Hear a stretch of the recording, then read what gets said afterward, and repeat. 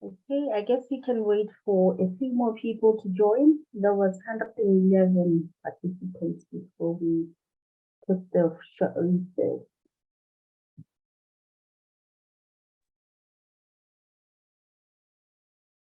Doc, I think we can proceed. We have 82 people. Participants. Wonderful. I see some hands are up. Those from earlier on, or what's happening? Okay, what I'll do is just lay out the protocols for the sessions. We are going to have several speakers, but if you have a question, you can either raise your hand after the speaker, or you may type your question on the chat box. That way we can, as the moderator, I can actually go to the chat box and read out your question as well. So make sure that you're not left behind. You can participate in those other ways.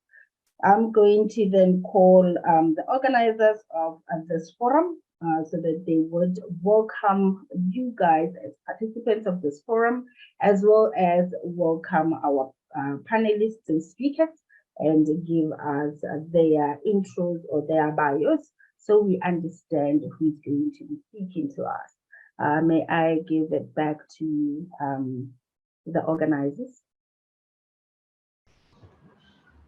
Thank you, Dr. Lesidi. Good afternoon, good morning, good evening, everyone.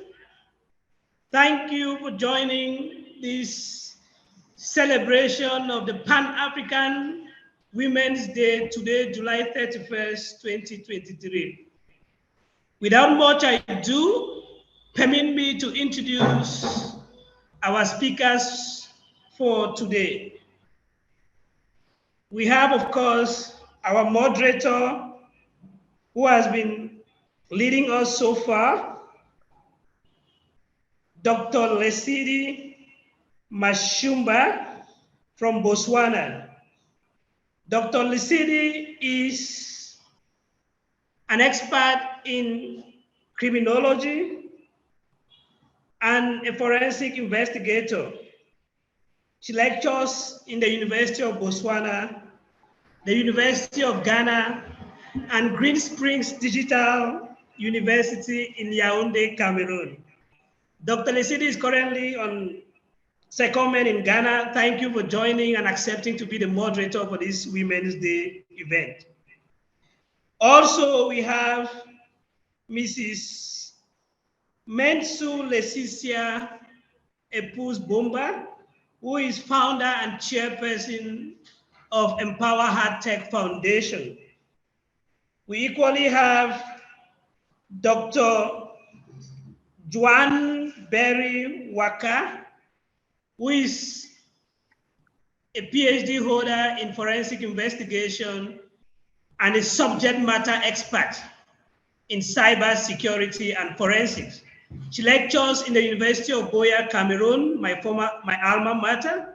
She lectures in the Advanced School of Public Administration, and she's a subject matter and a trainer across Africa. She does a lot of work with the African Union. Also on the list of panelists, we have Mrs. Tani Mervis, who is a digital marketing consultant and founder of Tamebek Tech Academy in Douala, Cameroon. Today also, we are also going to have Dr. Eunice Thomas, who is a John Maxwell mentor and coach and CEO of ELTA in Nigeria. Among the speakers as well, we have Dr. Irene Montesh from South Africa. She is a seasoned security expert and works with the Hawks in South Africa. We equally have Mrs. Kayamba Mondia from Zambia, who is an IT specialist and forensic investigator. She's the ICT analyst with the Ministry of Finance of the Republic of Zambia. Also on the list, we have Ms. Peggy Kapche Tanzano, who is founder, CEO of CEREDDA Consulting, one of the leading accounting and management consulting firms in French and West Africa. We are also going to have His Excellency Ambassador Churchill Ewumbue-Monono, who is Cameroon ambassador to Ethiopia and permanent representative of the African Union and the United Nations Economic Commission for Africa. And finally, we have Dr.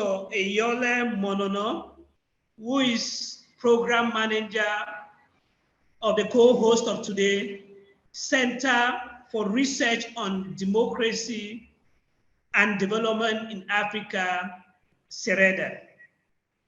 Madam Moderator, thank you for giving me the opportunity to introduce the speakers. Thank you very much, Dr. Akebe. We are honored indeed, and we are also blessed that we are all here today, gathered as Africans to celebrate our own excellence, particularly as women in the industry, and foundations such as yourself that gave us the opportunity to blossom should actually be celebrated. We are thankful for this. So let me call without any further ado the ambassador himself, His Excellency Churchill Ewumbue-Monono, who's going to give us a keynote address for about 20 minutes or so, and he will talk about empowering women leaders. The floor is yours, Your Excellency. I think Your Excellency prefers to come towards the end. He wants to give the opportunity to women. It's a Women's Day we are celebrating.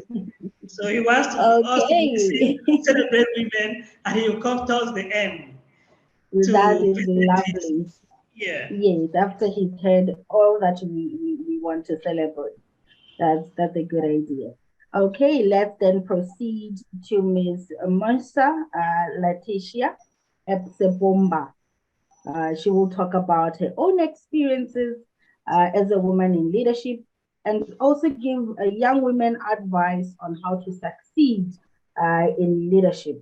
She's actually the founder and chairperson of EmpowerHer Tech Foundation in both Cameroon and USA. Doctor, before the founder and chairperson of EmpowerHer Tech Foundation comes up, I think we are supposed to have welcome address from the host. We have CEREDDA, Center for Research on Democracy and Development in Africa, represented here by Dr. Ewumbue-Monono. He's supposed to give a brief welcome address, and also the Executive Director of EmpowerHer Tech Foundation, Dr. Linus Akepe, is supposed to give a welcome address before we get to the speakers. So maybe we have the welcome address from the Executive Director of EmpowerHer Tech Foundation in my humble self.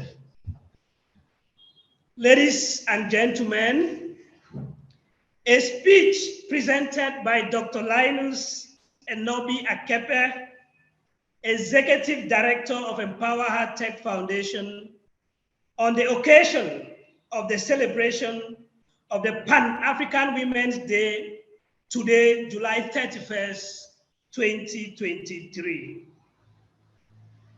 Igniting empowerment, celebrating African women's leadership in a changing Africa. Ladies and gentlemen, good morning to those who are joining us from the United States. Good afternoon, those who are joining us from East Africa, and good evening to all those joining us from Southern and Eastern Africa. Welcome again to the celebration of the Pan-African Women's Day. on this momentous occasion of July 31st, 2023. I am Dr. Linus Akepe, the Executive Director of EmpowerHer Tech Foundation. And it is an absolute privilege to stand before you all today. As we gather here, we come together not only to commemorate the progress we have made over the past 60 years, but also to ignite a flame of empowerment that will burn brightly for all generations to come. The theme of today's celebration, Empowering Women Leadership in a Changing Africa 60 years after, resonates deeply with the very essence of our purpose and mission.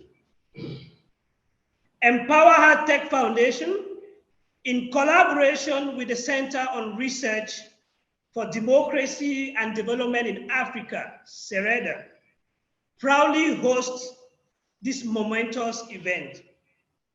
We aim to create a platform that fosters unity, inclusivity, and transformation in Africa by celebrating the incredible achievements and leadership of women across our beloved continent.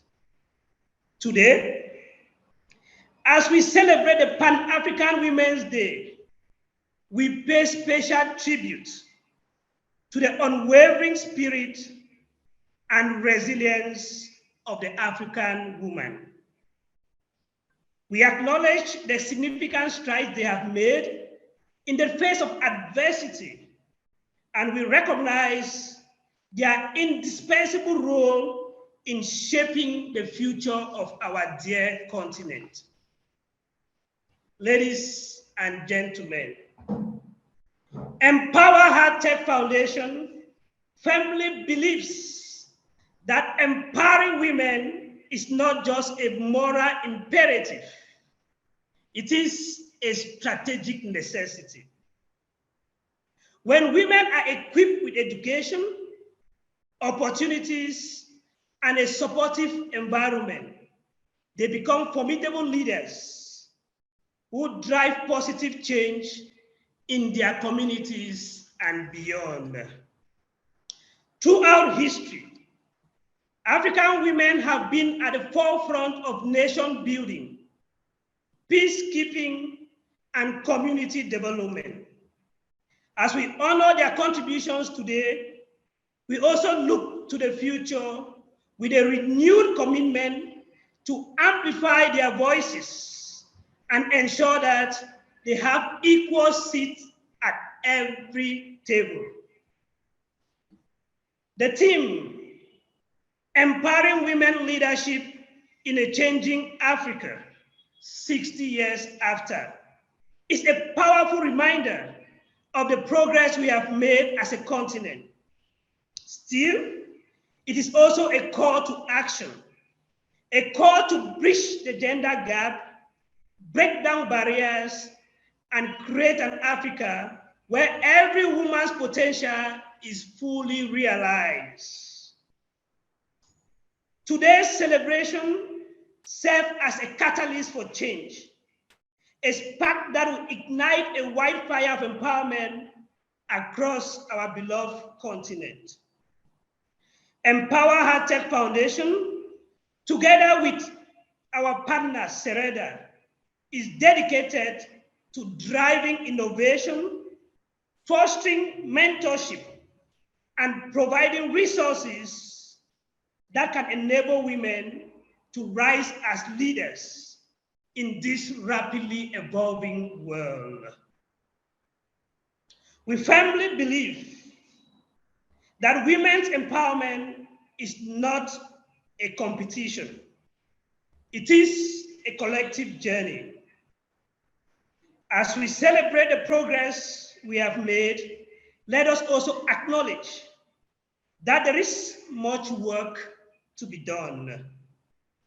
Together, we can create a harmonious and inclusive Africa where women's leadership is celebrated, nurtured, and respected. To our esteemed guests from over 32 countries, 29 countries in the continent of Africa, the United States of America, and Europe following us live, I encourage you to be active participants in this transformative movement. Let us all be champions of gender equality. Let us support initiatives that uplift women and work tirelessly to dismantle barriers that hinder the progress of the African woman.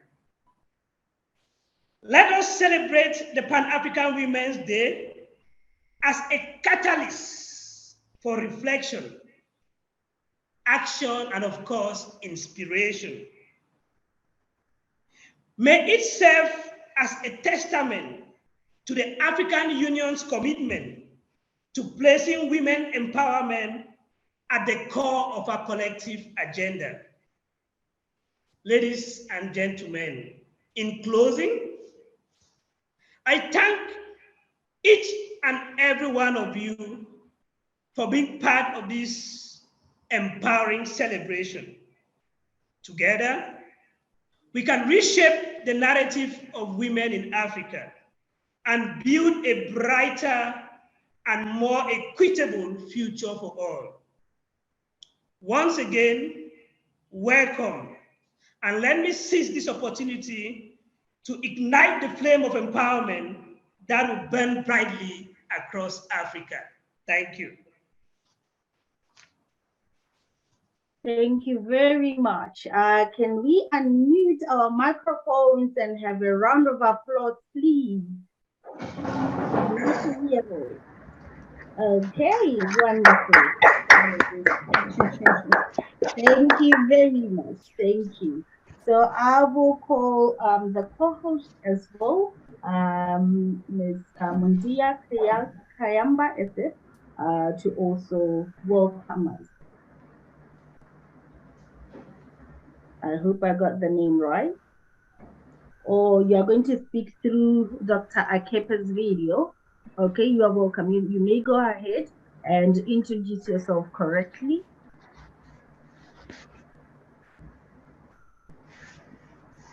The floor is yours.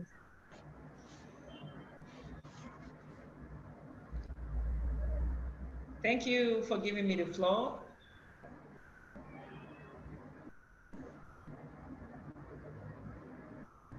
Hello, everybody. Good morning. Hello. Hello.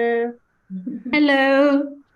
Good morning, distinguished guests, fellow speakers, and participants. I am highly honored to stand before you today as the founder and chairperson of EmpowerHer Tech Foundation on this momentous occasion of the celebration of the African Days, the African Women's Day.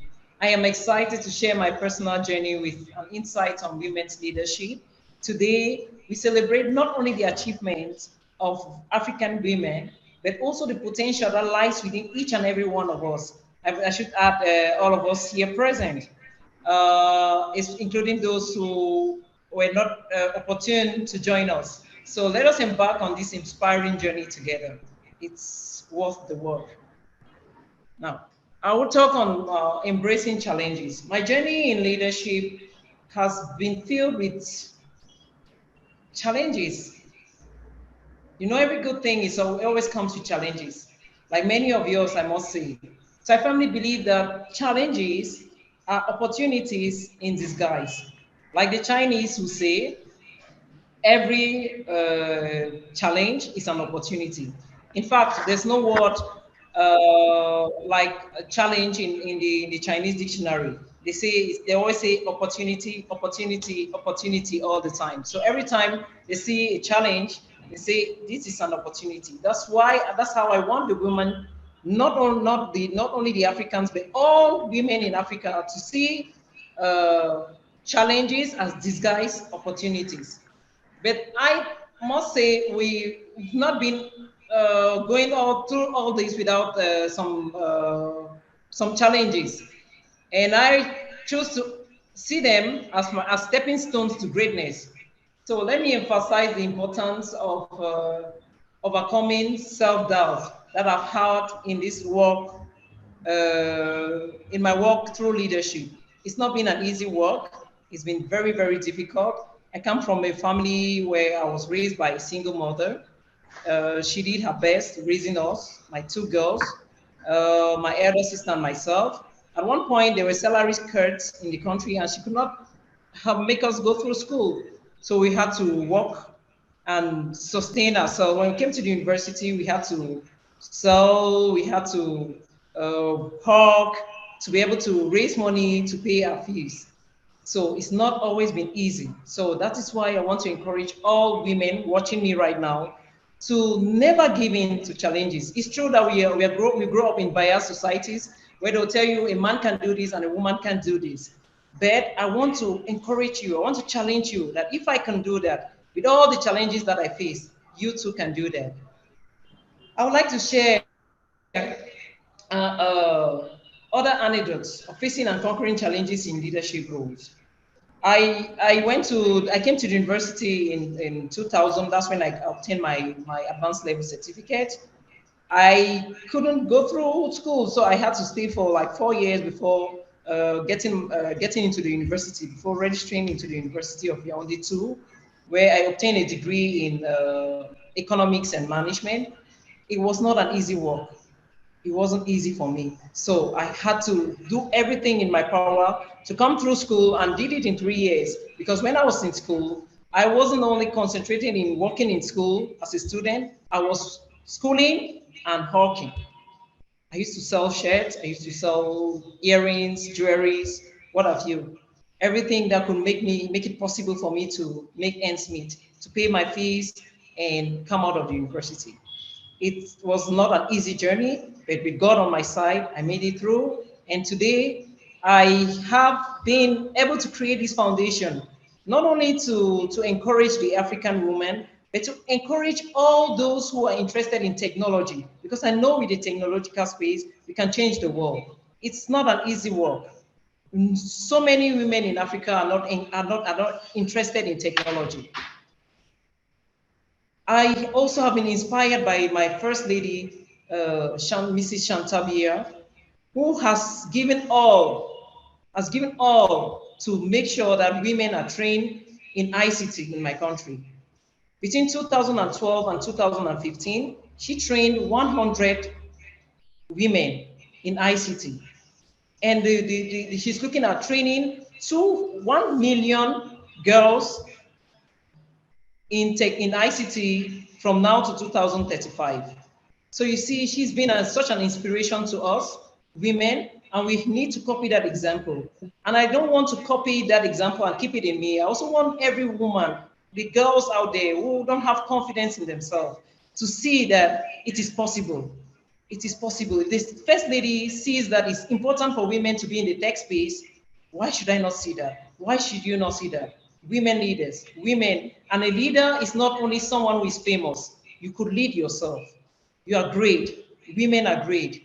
So I encourage them to walk in the line with the aspirations of my First Lady and EmpowerHer Tech Foundation to see to it that they become leaders themselves, not only in technology, but in every other field, in their homes, at work, at the job site. I give praise to housewives who are giving all to make sure that their kids go to school and survive. Be your leader, be the great person, even as a housewife. So I would say success for me has not been a destination. It's a continuous journey. Along my path, I have experienced moments of triumph and joy, and each milestone has been a source of inspiration. Success is about recognizing and celebrating the small wins, which ultimately lead to significant achievements. We are now celebrating the creation of EmpowerHer Tech Foundation. We are celebrating the fact that we can reach out to women whom no one has ever reached out to, because our plan entails going right down to the suburbs, touching women, bringing those who drop out, and making them interested in technology. You can teach them some ICT skills, which I think will transform their lives. In the US, for instance, cybersecurity experts in the US government is in search of cyber security experts. So I think we can train women in Cameroon as cybersecurity experts who can work from home and earn something. Even if they want to be stay-home mom, they could also stay at home, work, and earn something. So that said, my advice for women and girls in leadership is, first and foremost, you have to be confident. You have to believe in yourself. You never doubt your capabilities. I should say you possess the unique strength that the world needs to witness. Embrace your worth and your power within you, the power that is within you. God has given us power as women. If you read the Bible, God says women come to complete the man. So let us not complete the man by taking the back seat every time. Let's complete the man by showing that and believing in ourselves, having that confidence that is necessary for every successful person. The second advice I'll give to African women is you seek mentorship. So many girls don't reach out to mentors. So many women don't ask. They don't reach out. They have this nervousness in their stomach each time they have to reach out. They have to network. So I'm praying that each and every one of us should seek mentorship. We can find mentors everywhere, and we should always make sure that we get out of our comfort zone to find those mentors. Mentors are everywhere. And I pray that we should continue to seek great mentors. Like I've chosen the First Lady who inspires me daily, First Lady of Cameroon, who inspires me greatly with her works and her way of touching women. The third advice I'll give is you should be resilient. So many women give up. 35% of women in technology give up before they turn 35. It's so sad. Everyone wants to work. Every man makes it right up to the end. But the women in technological space, they always give up. When they have a little discouragement, bias from their colleagues or their high-ups, they are always willing to give up. So I pray you, be resilient. Challenges will always come. Make sure that you stand up, pray, encourage yourself, fill your cup. And you fill your cup by reading, you fill your cup by meeting mentors, discussing with them, find out what their challenges have been, and stand your grounds, never give up. The fourth advice I'll give to women is to lead with empathy. We always judge of being so emotional. Let our emotions be put aside and let us lead powerfully with the powerful leadership trait. We should connect with our team and understand their needs so we can create an inclusive environment. The fifth advice I'll give is learn continuously. Never give up. Knowledge is the greatest asset. Nothing can stop us from learning or should stop us from learning. We should keep on learning. We should get books. We should invest in books. It's even easier these days. We can download books from the internet. We can have audiobooks. We have access to audiobooks. That's what I do most often when I'm driving in my car.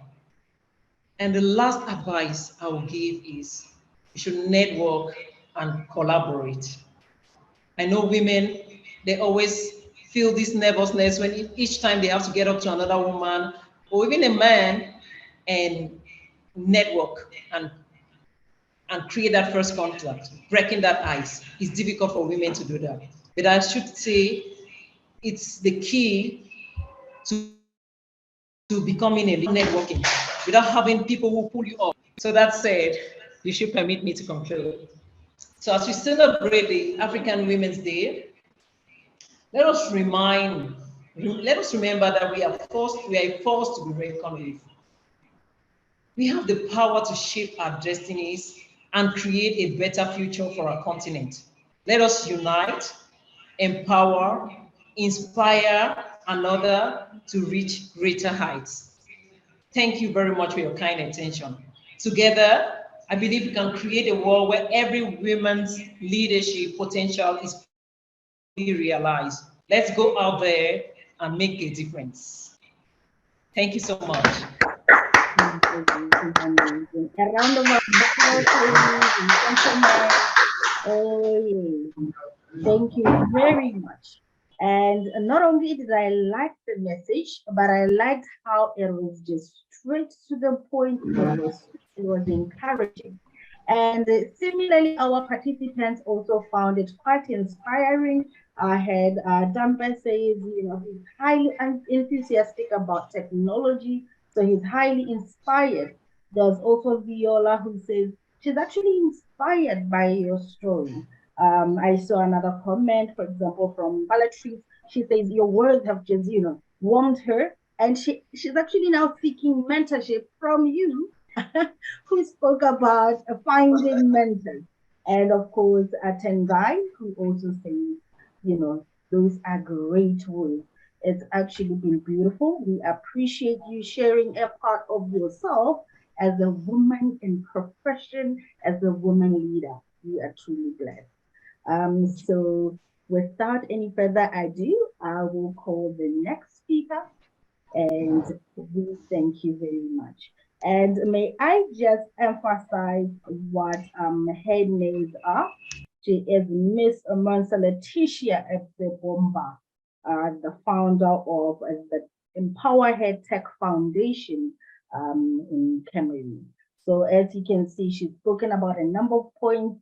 Investing in training for women, also women in technology, not giving up, that is resilience. She's spoken about mentorship, she's spoken about empathy and networking, as well as ensuring that we are knowledgeable as a nation. And that feeds into what Dr. Akepe had said earlier on, that the moment we start to thrive for unity, for resilience, for inclusivity, is the moment we can actually see women playing a much bigger role that they've continued to play in nation building, in peacekeeping, and in actually ensuring that the future of the continent becomes or is shaped to what it should become. So we are truly touched by those presentations.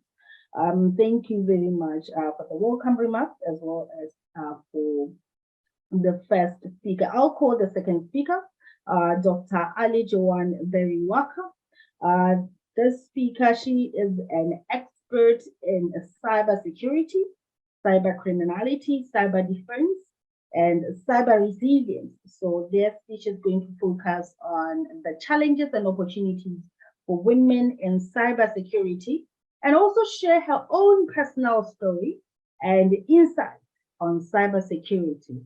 There's no beautiful way such as sharing your own experiences, because then you are speaking from a place where you are just giving it all, your experiences, your knowledge, because we learn by doing. We experience as we do, and as we do, we become that which we are meant to be. Dr. Joan? Thank you very much. Can you hear me? Yes, perfectly. Okay. I always introduce myself as a wife, a mother, a professional, and a teacher and a mentor. I'm going to talk to you today about the challenges and opportunities for women in cybersecurity. I'm going to look at it from 3 perspectives. The first one is going to be the effect of cultural influences on cyber security as it relates to women. You know that in many parts of Africa and the world, actually, women are not encouraged to go to school. And when they do, they are forced to learn things in social sciences and homekeeping. Very few women are encouraged to learn and practice technology. So I have a little bit of worry that this has been going on for a very long time. And so we have to find a way to break that glassing. I think the first reason is fear of competition. Dr. Linus made allusion to this when he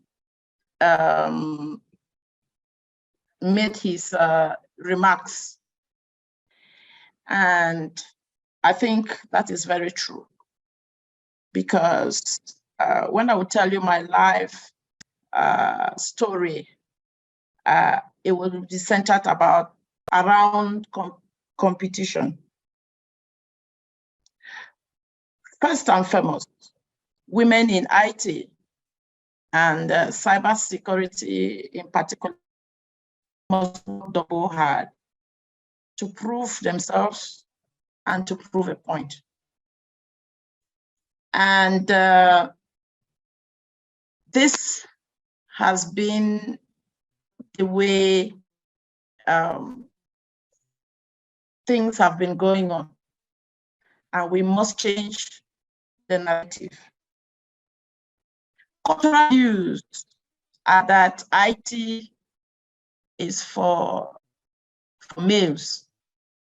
And when they hear that a woman is in IT and probably trying to do what the men are doing, people will blink and begin to look at you as an extraordinary human being. But I think that there is no formula for intelligence. We are all born with intelligence.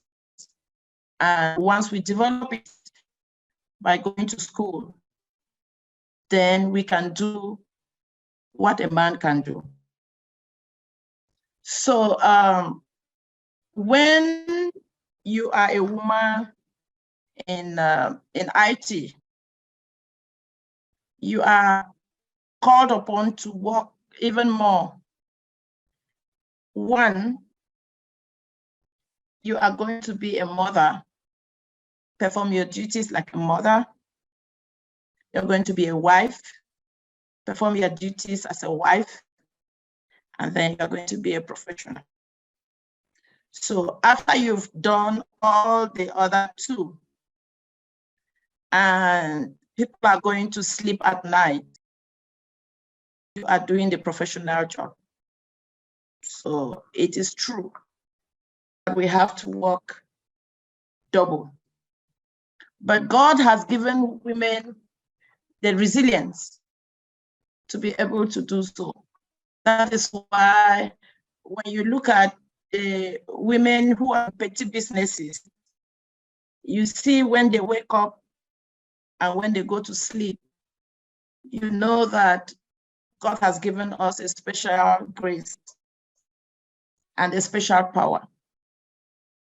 So you see that culture has a lot of influence on our role in society and as professionals. The next point I'm going to talk about is education. Lack of proper education and tools and infrastructure has also hindered the acquisition of knowledge in cybersecurity and IT as general. So lack of mentorship, the first speaker mentioned this. is also a problem. Girls are running away from IT because they don't want to learn mathematics. They don't want to learn physics. They don't want to learn engineering, and so on and so forth. So we have to do something about it. We have to find a way to encourage the girl child and tell them that they can do it if the boys can do it, so that they have the zeal to go into the field of IT and cybersecurity. The third point I'm going to talk about is society, the role that society plays. You know, women constitute 1% of the workforce in IT security. And this 1%, very few of them occupy leadership roles.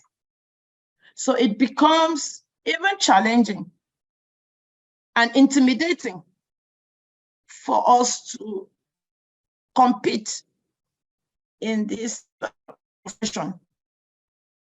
And discrimination has come to play its own part. I have been a victim of discrimination. And I can tell you that it's not an easy game and it's nasty. Then loneliness. When you practice in cybersecurity and IT, is also contributing a lot. Loneliness, I mean, by being in a field where in a room of 50 people, you find out that you are just probably the only woman that is talking. And with this, it becomes even very difficult if you cannot stand up to the men. If you are not careful, you can be bullied out of the room. So these are the challenges. But let me tell you, there are opportunities. And some of these opportunities are there for us to grab. The security professional has always been in high demand. And now, more than ever before, the demand is very, very, very high. This is because every other business, it's being done in the cyberspace. And so there is this threat of cyber criminals always wanting to have a piece of the cake. And where there are criminals, they look for security agents. And so because the cyberspace has become a place where everything is done, we need cybersecurity experts. There are not many. The need is there. And let me tell you, in the war front, when the commanders don't have enough soldiers to fight, they turn to anything they can use to win the war. So we are here. The cyberspace needs security experts. We don't have them. So girls and women stand a chance to have a piece of the cake and participate in building and having their own say in this profession. One thing I always tell my students is that when God made us, he did not give a woman a different intelligence from the man. All we need to do is learn, compete, and dig deep to bring out that special gift that God has given us, and then compete favorably for a place in the cyber world. You know, women are more resilient. Women are assiduous. They are meticulous, have a sense of integrity. And honestly, these are the skills that are required in the cyberspace to be a good cyber security professional. So if we start by encouraging women and telling them that this game can be played by us alongside the men, I think that we will not have anything to complain about if we are given tasks to accomplish. Now, I'll talk about my personal story. So when I got a scholarship to read computer science, I remember my aunties told me that I shouldn't, because I'll come back to be a secretary. And I said, well, let me go and come back. And if the only thing I can do is being a secretary, I'll see what to do with it. So I went to school, came back, and I had a master's then in computer science. And one of my uncles asked me to go meet my auntie for her to get a place for me to teach in primary school in Bamenda. And I refused. So I went and looked for a teaching job at a college, teaching IT with a master's degree. And I earned about 15,000 francs a month. We're talking about $20 a month. That was how much I earned for years. Then I applied into the university and got a part-time teaching job there, and started by just doing jobs here and there.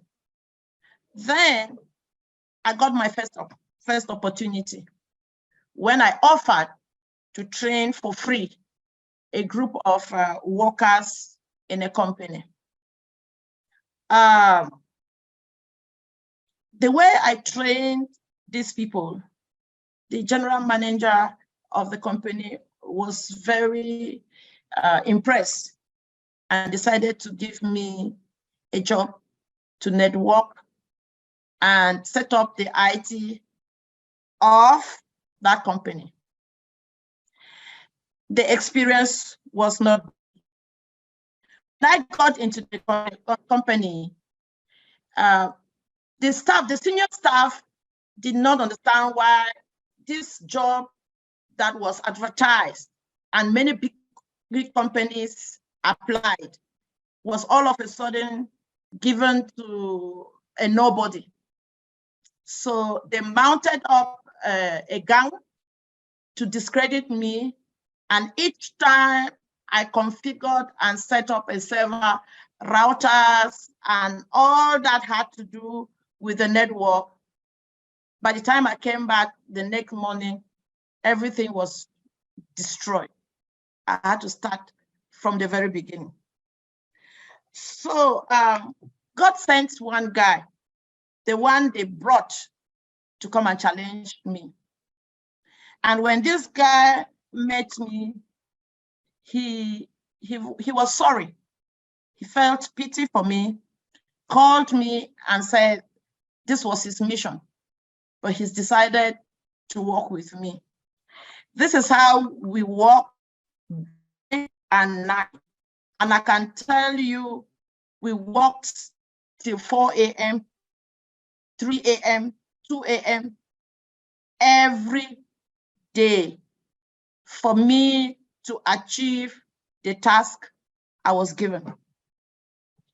So down the line, this particular person I met applied for a job in Sonel, that is an electricity company in my country, and needed a reference. I had to write a reference for him. He was preparing for a certification exams, and we collaborate, studied together, and he passed his exam. He's an IT security expert in the UK and doing very well. But that is for him.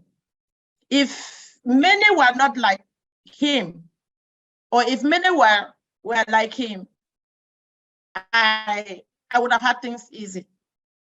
But because they were not like him, they wanted to take this thing off me. That is that's one part.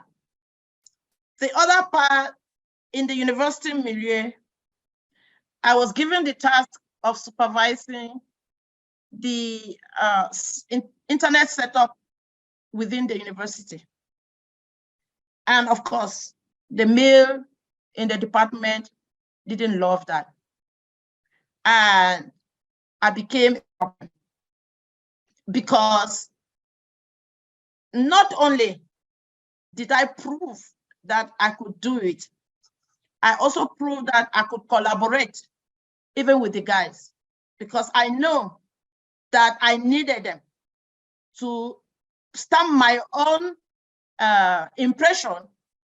And so I could take my phone, call somebody in the US or call somebody in Israel and solve a particular problem. The only way I knew that I would acquire these skills.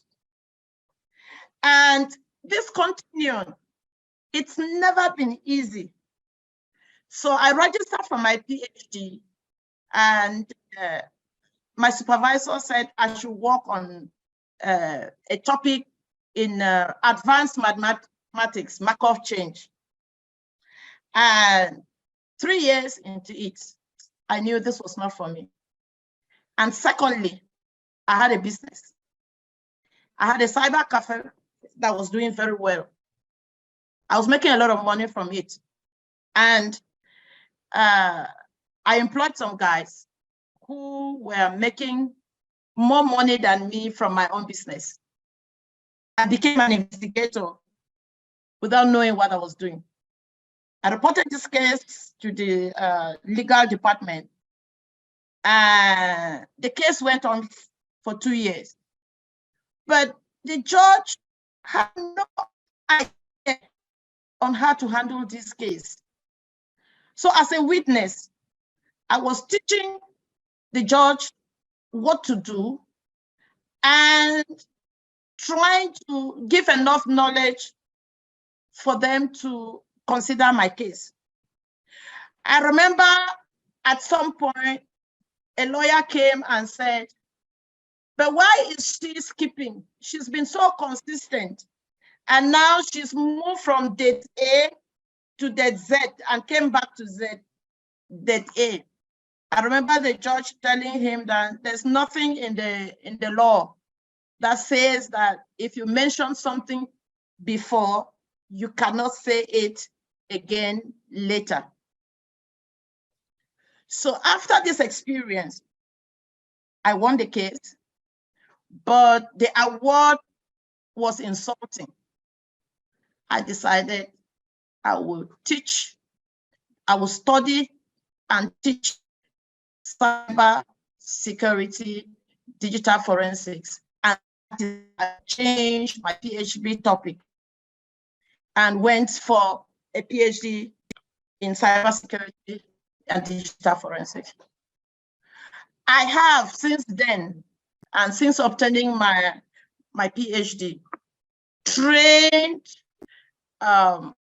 security agents, trained lawyers, I've trained students, I'm training magistrates on how to handle cases that relate to cybersecurity. And even as a lecturer in the university, I find out that in the Department of Computer Science, there are very few students and very few female. In a class of about 200, you probably find about 10 or 15 female students. I tried to encourage them, but I later found out that when they leave school, they just abandon the whole idea of computer science. So I've gone on to a massive campaign to talk to students in schools, giving them the opportunities that exist in the field of computer science, information technology, that will lead to artificial intelligence, machine learning, data science, cyber security, digital forensic, and every other thing that has to do with IT. And I tell them that if I could do it, then they can do it. And that there is no magic. It's just hard work. Know what you want and be who you want to be. So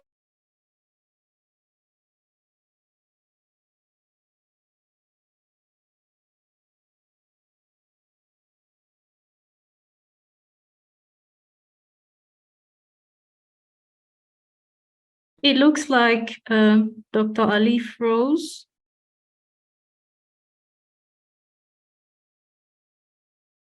Yeah, she could be having connectivity issues. Oh, there she is. She's back. Dr. Ali, you may continue. Okay, she's off again. I guess she's struggling with network, and that's okay. We'll give her a chance. She was almost finishing, but we'll then give her a chance before the Q&A to add onto anything that she would have left behind. All right. So for now, I think we can continue to. Hello. Oh, yes, you are back. Okay. Hello. All right. Welcome back. Yeah, I'm back. Thank you. You can conclude now, and we get to you'll get more chance for questions at the Q&A session. Okay then. All right. Let me just conclude. So can you hear me? Yes, we can hear you. Okay. So in a nutshell, honestly, this has been my life. If I have to tell you more, I will go on and on and on and on. But the only thing I want to say is that what a man can do, a woman can do, and even better. And I can tell you that Dr. Linus will attest to this, that I am one person who can stand up to the men in the room and tell them that IT is not only for them, IT is for everybody. And IT is what you learn to do, and you can do it so well. I do what I do, and I'm passionate about it. I go all out for it. And when you give me an assignment, I give you the results. If I cannot, I seek for help. And when I seek for help, I am not going as a weak person. I'm just trying to say that we cannot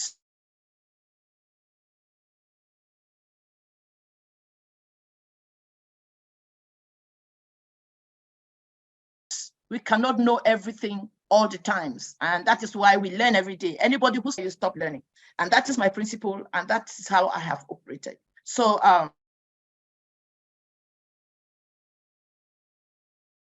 I think that we can encourage women and I for free to mentor the field of IT, because there is a lot to do in it and you can make your life from it. And you don't have to be a superwoman to be good in IT. The field is so big that you choose what you want. If you cannot be a cyber security expert, you can be a digital forensic expert. You can be artificial intelligence expert. You can be data science. You can just be everything, And now that business has gone online, whether you like it or not, you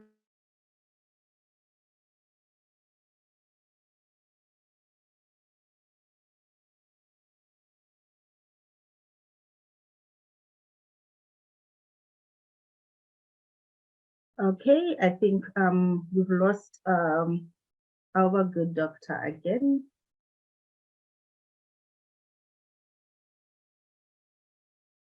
We apologize for the network glitches, but of course, as we've noted earlier, that this being an online event, we are bound to have a few glitches there and there.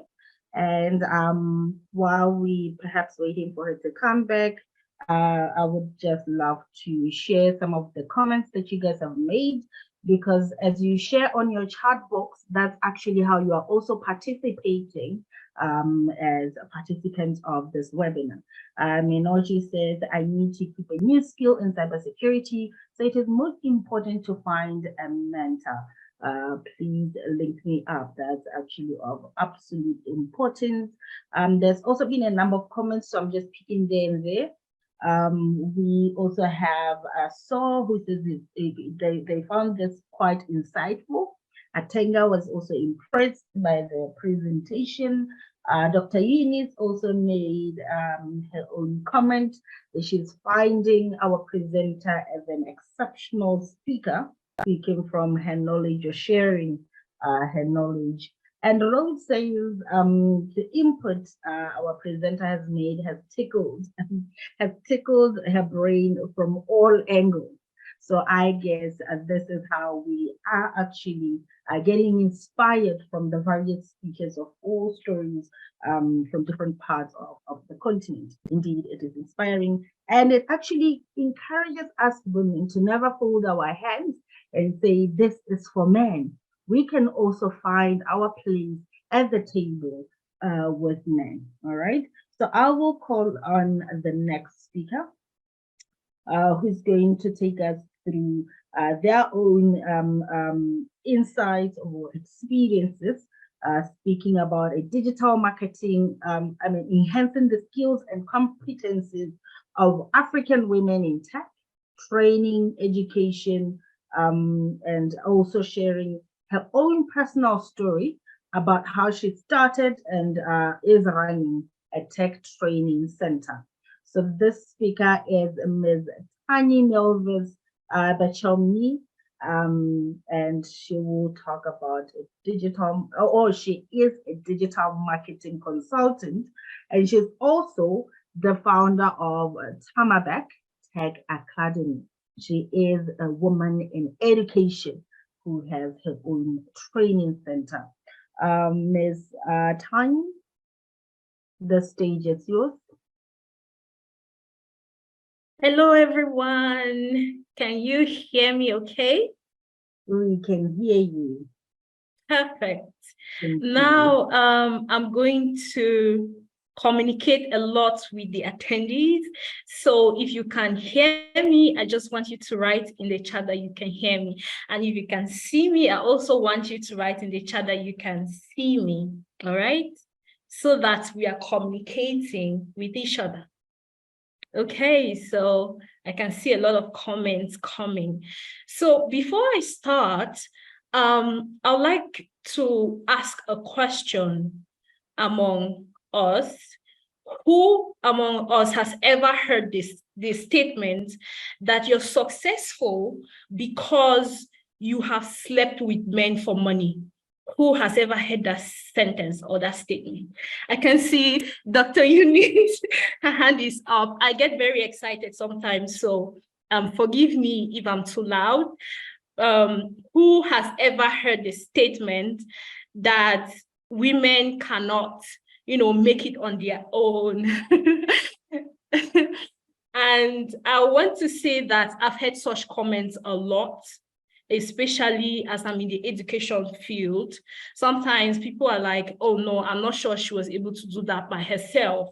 There was a man who supported her to be able to, carry out her projects, do whatever she's doing. And that's a lot we as women experience.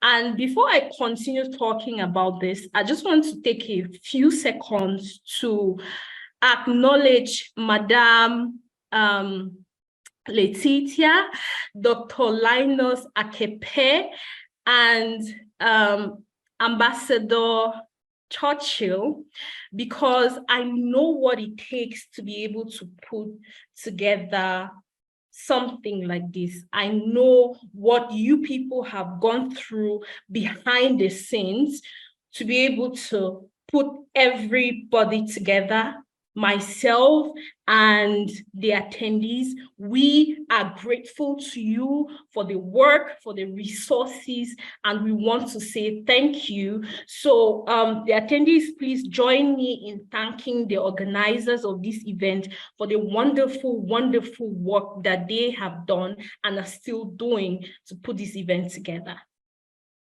So I can see a lot of people here commenting. So why should you listen to me? Why am I even qualified to talk to you? Why should you listen to me? I'm going to answer that question, and at the same time, I'm going to be looking at the chat a lot because I want to communicate with everybody who is attending and make sure that they are part of the conversation and everything that we're saying. So to make it easier, if anything that I say resonates with you, just write 1 in the chat. And if anything that I say does not resonate with you, you can write 2, okay? So if anything that I say resonates with you, write 1. If it is something that you have experienced, you can write 3. But if it resonates with you, 1. If it does not resonate with you, 2.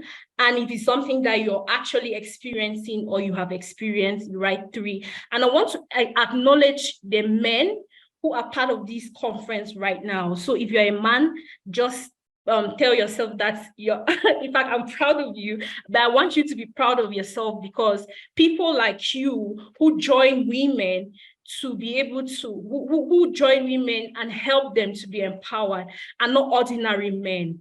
So I want you to write in the chat that I'm very proud of myself, because we women are proud of you. We are so proud of you for taking out the time to join us to empower women. So we are proud of you, and I am especially proud. All right, so going on, I'll talk about my personal story and the statements that I made. But before I do that, let me read my speech. And I say read because I've been the one working behind the scenes to make sure that everything that has to do with technology is working. So I did not have time to prepare and study my speech, but I did write something. And so I'm begging for your permission to just read it. And then after that, we're going to continue having the conversation that we're having now. All right, so I'll just go ahead and read. Give me a few seconds. Okay, this is common now. Hello and welcome to the African Women's Day Conference. I am very honored to be here to speak on the topic of enhancing the skills and competencies of African women in tech, training, education, and certification. As we celebrate the 60th anniversary of the Pan-African Women's Organization, POA, the first collective women's organization in Africa, we also recognize and affirm the role of women's organizing in achieving the political freedom of Africa and advancing the social and economic status of women on the continent. Today, we are living in a digital age where technology is transforming every aspect of our lives. I mean, this conference would not even be possible if not of technology. Technology is a very powerful tool for creating opportunities, solving problems, driving economic development. Technology can also be a force for good, for justice, and for equality. However, not everyone has equal access to technology or its benefits. There are still many barriers and gaps that prevent African women, especially, from fully participating and benefiting from the digital revolution. This includes lack of access to internet devices and lack of digital skills and literacy.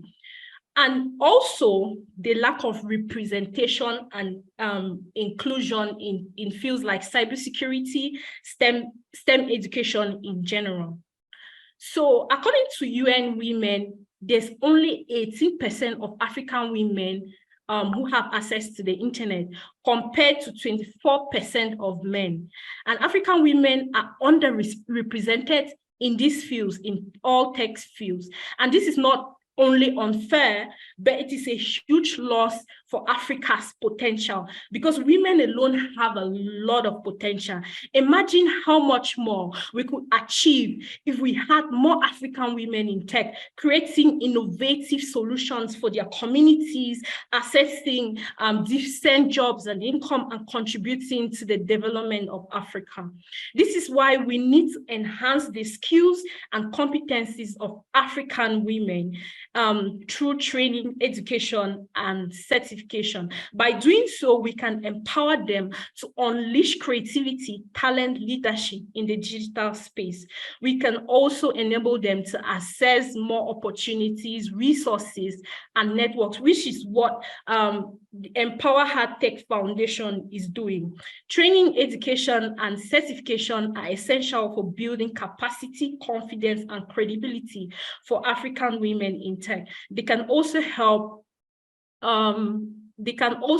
them acquire skills and qualifications that match demand and industry standards. They can also help them network with peers, mentors, and role models who can inspire them and guide them on their journey. So there are so many initiatives, right, that women are pioneering. For example, the African Women in Technology Network, which provides training, mentorship, and networking opportunities for women in tech across Africa. You have the African Girls Can Code initiative, which trains girls between the ages of 17 and 20 in digital literacy, coding, and personal development skills. And of course, you have my institution, the Tamebek Tech Academy, which does not only train women, but everybody who is interested in learning tech, because a balanced society needs both men and women. And it's true that there's that gender gap, but I believe that if we can bring people together, both genders working in collaboration,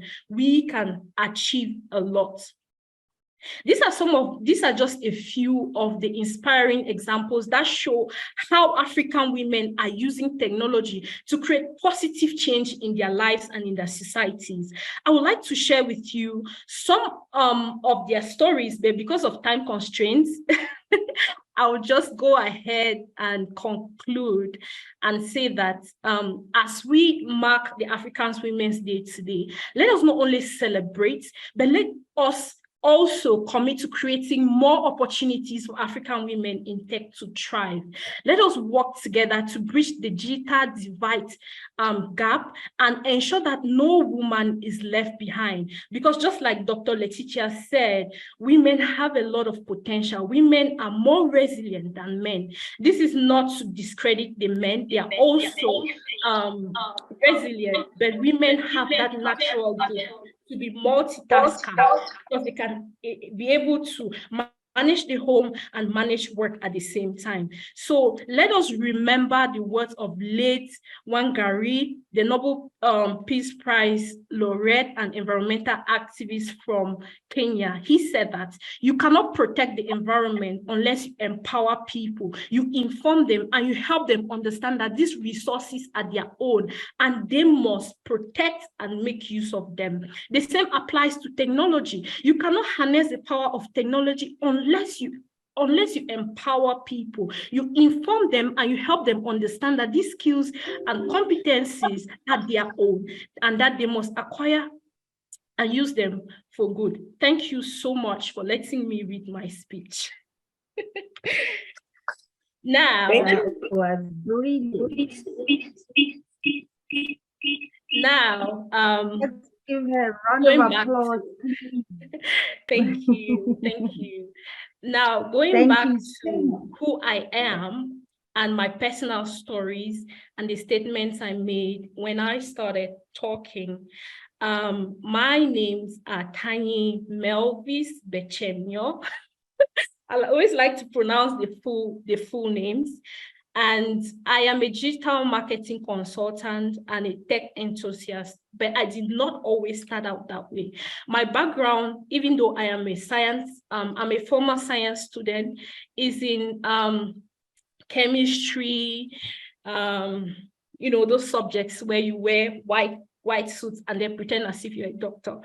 So I remember those days when I was in high school. I used to wear my lab jacket and move on the street just so people know that I'm a medical doctor.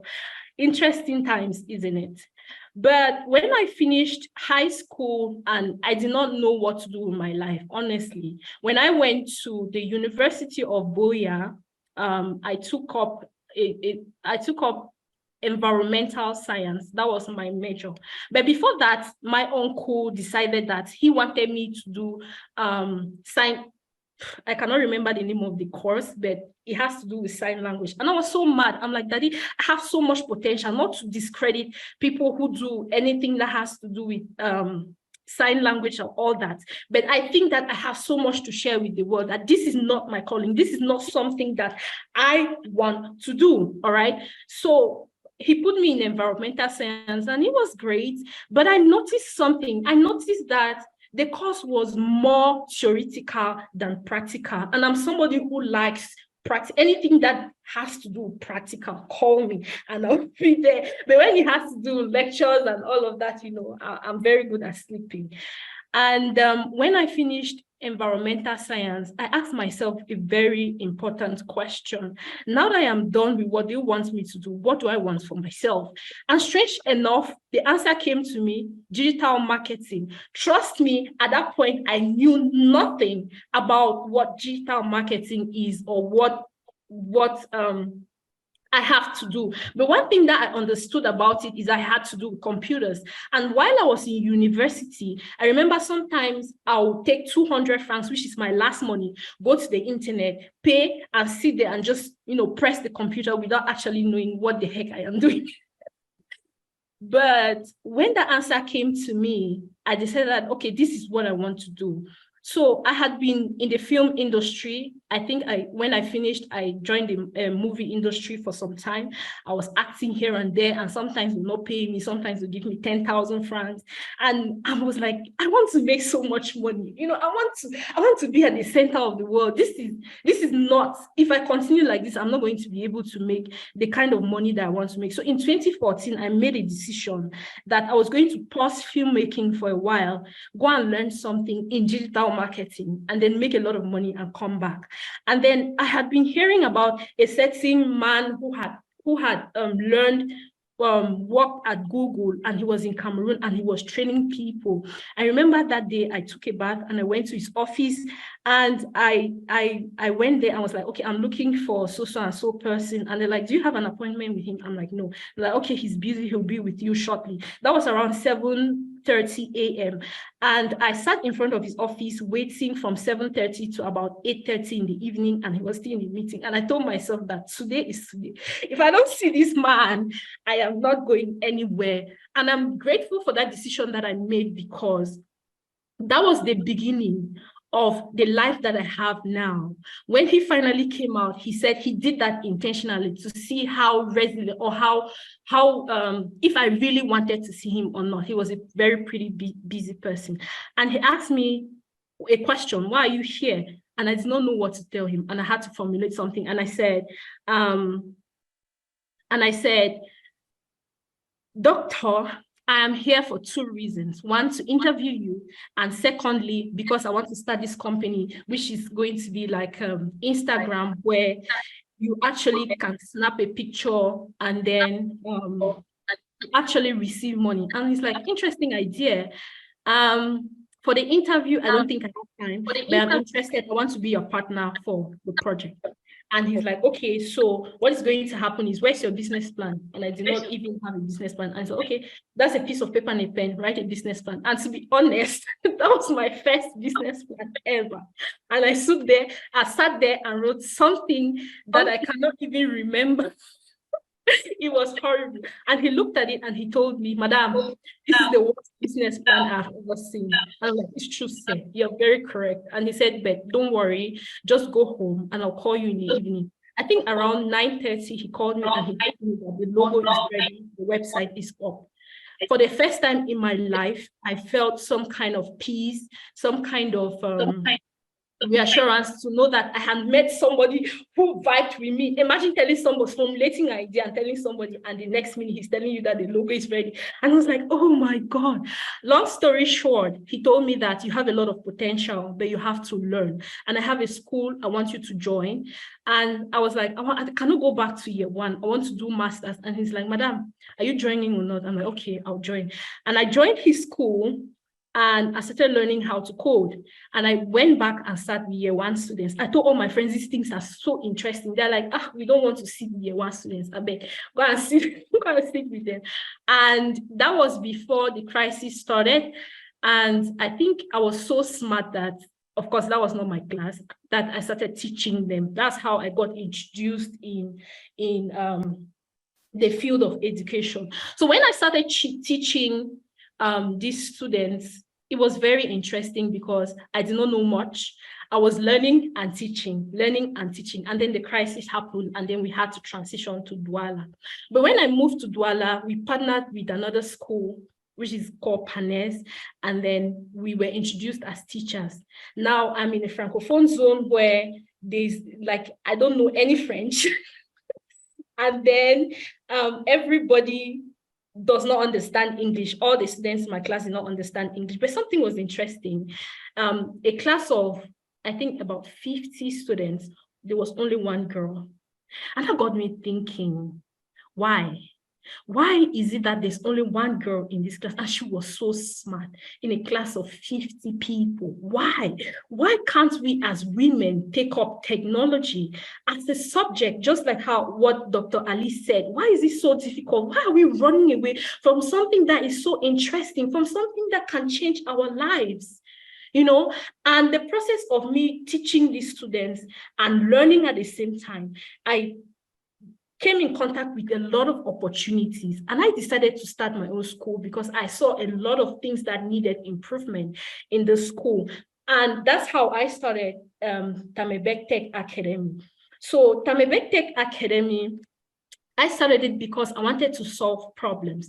The first problem I wanted to solve is the problem of the gender gap, the gap between men and women. How can a class of 50 people have one girl? So I wanted to create an academy that would encourage and inspire more women to join. Secondly, the second problem I wanted to solve was that in my class, for example, there were so many people who came from the University of Douala to come and learn how to code. And sometimes when you give them simple games to program, they cannot, because why? They have been learning the theoretical part of programming. And so they'll come with that mindset to write code on paper, and then you give them now something practical and they cannot do. So I decided to start Tamebek Tech Academy to solve the second problem, which was practical knowledge. I upload all the schools in Cameroon. I'm not discrediting anyone. They're doing an amazing job in empowering people in any sector. But what I'm saying is that I wanted to improve on their system and on what they're doing. So I started Tamebek Tech Academy to offer practical skill-based training. Practical skill-based training, because as somebody who has worked in the field, right, you cannot give people your certificate. The client does not even care about your certificate. What the client cares about is, what can you do? And so Tamebe Tech Academy was born to be able to give people that experience before. In fact, once you graduate from Tamebe Tech Academy, you go out there. You don't need to go for internship. You just need to go and continue working because you have enough experience to continue. And the third problem I wanted to solve, that I thought that all these other institutions did not solve, is mindset. A lot of people come to school and they have shitty beliefs, they have shitty ways of doing things and thinking. And I was lucky enough because I met somebody who changed my mindset and my ways of doing things. But what about people who don't have the opportunity to meet people like that? So I started Tamebe Tech Academy to solve this third problem, which is helping people start their training from transforming their mindset. So we have a course, which is the mindset course, that before you take any other course, you have to take that course. That course helps you to be able to build your confidence, to be able to build your resilience, to be able to build your critical thinking skills, to be able to build yourself as an individual. So those three problems are the reasons why I decided to start Tamebe Tech Academy. Before I go, I want to share one thing with you. And it is how I started another company called Infinity Blog Awards. And I think that it is relevant to this conversation because my intention is to be able to inspire anybody who is here, whom I want to just say, you know what, I want to pursue technology. You know what, I want to be able to do something with technology, maybe digital marketing, coding, cybersecurity, or whatnot. So I had been online while I was teaching. I had been blogging. I had been developing software tools with my mentor, and there was no way to sell them. So I was doing a lot of research online, reading and stuff. And then I stumbled upon the fact that you could actually start a blog and then you'll be able to sell your products. So I decided to start a blog.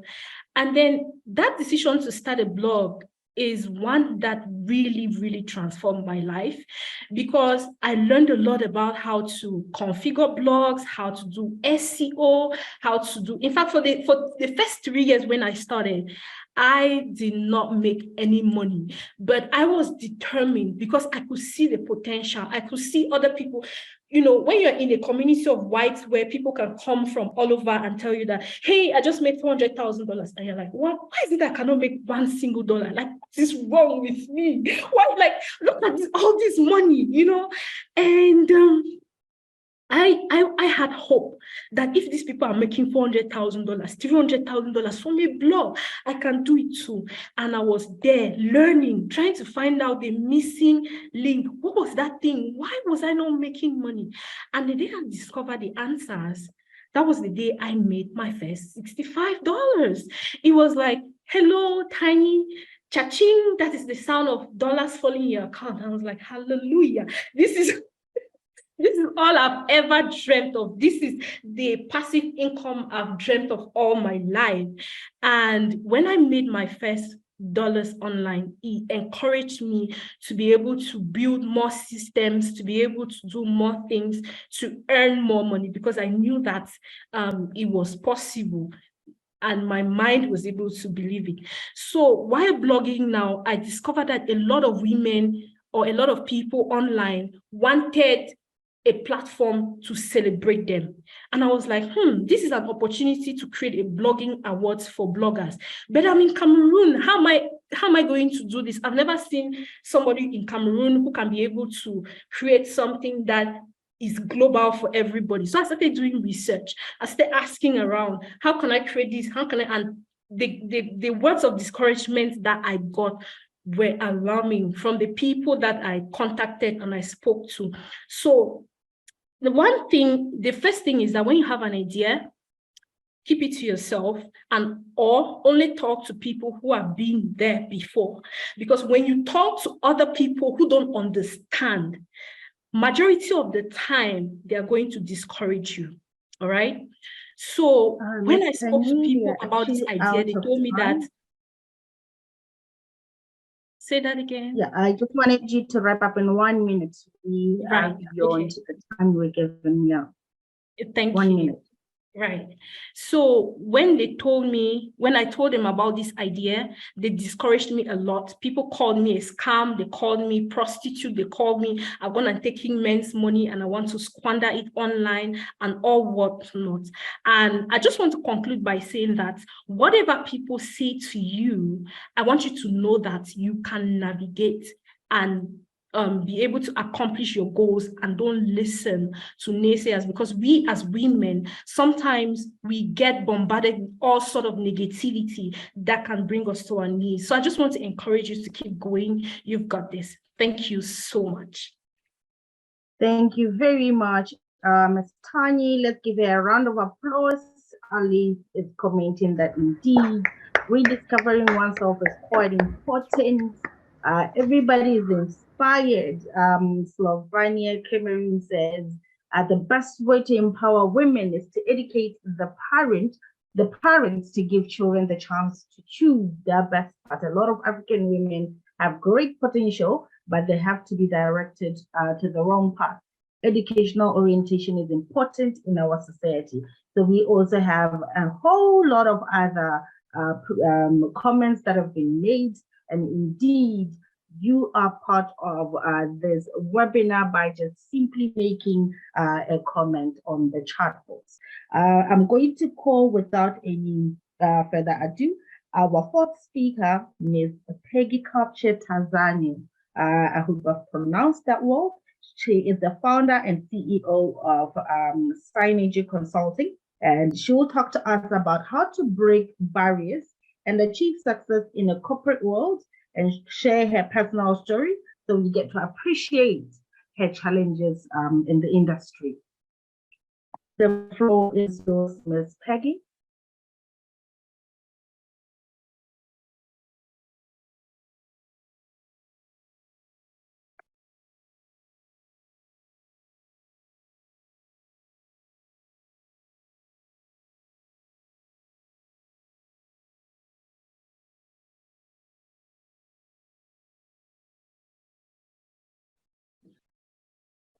All right. Hi, everyone. We Are you will getting just me? have Yeah. a minor change. The ambassador has arrived.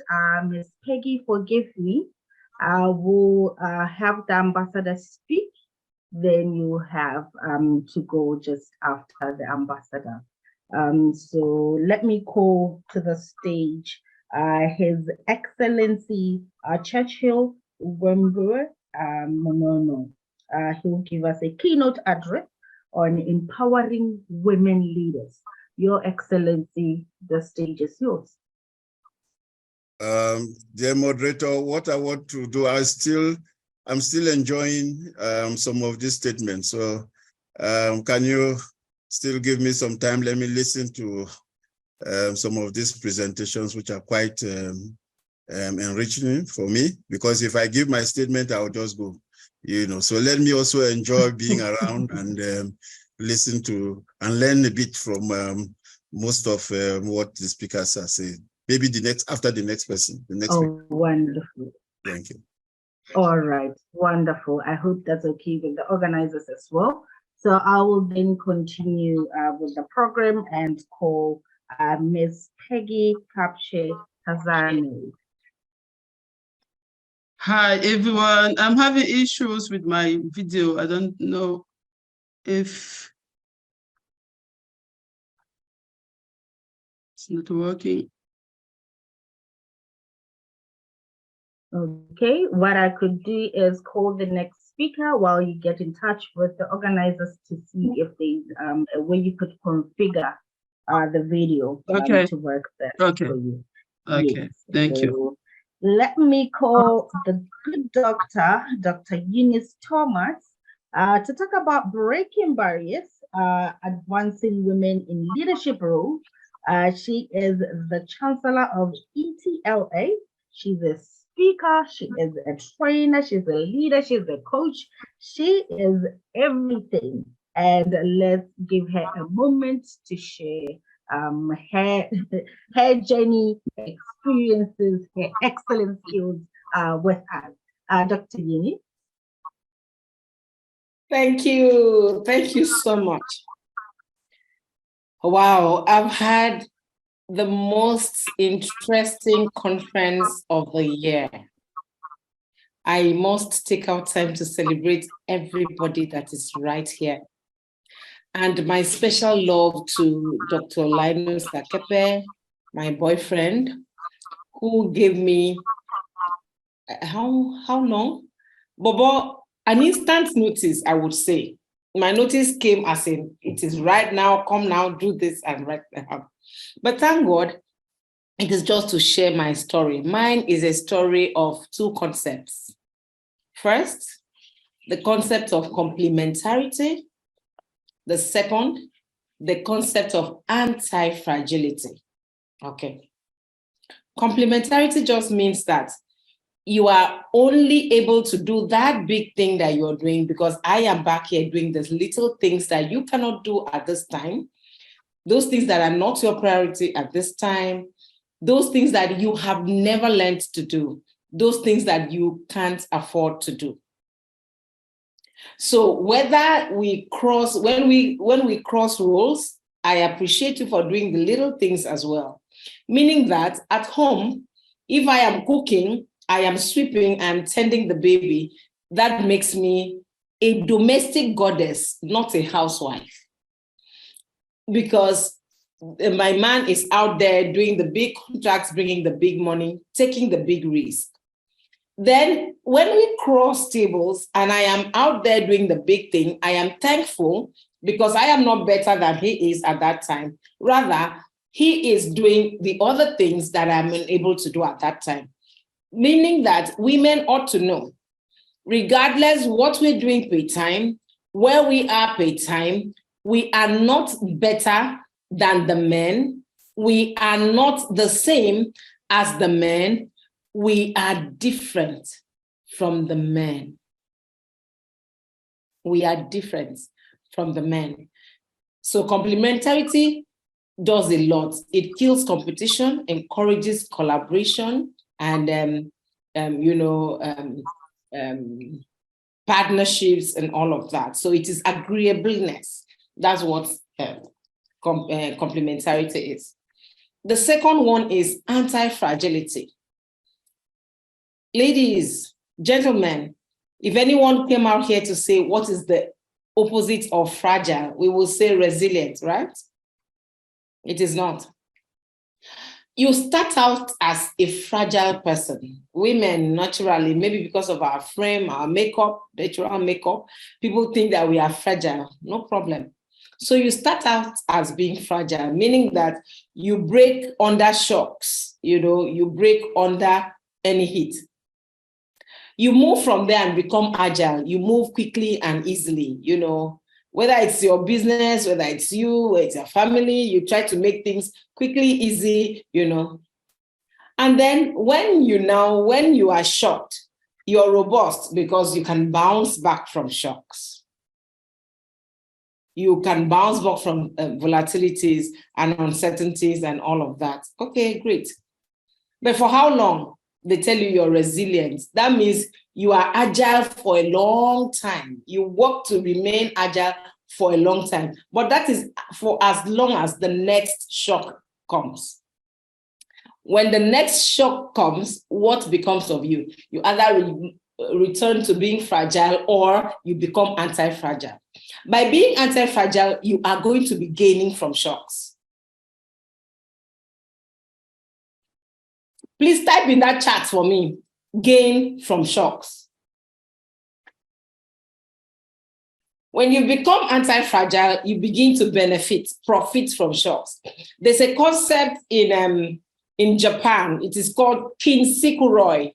So you'll see a ceramic cup. It is broken, and then the filling there is gold. That ceramic cup is placed in a very as a figurative, it's beautiful and it is highly priced. That is because that crack is now filled with gold. That is to tell you what it has come through. That is what women are.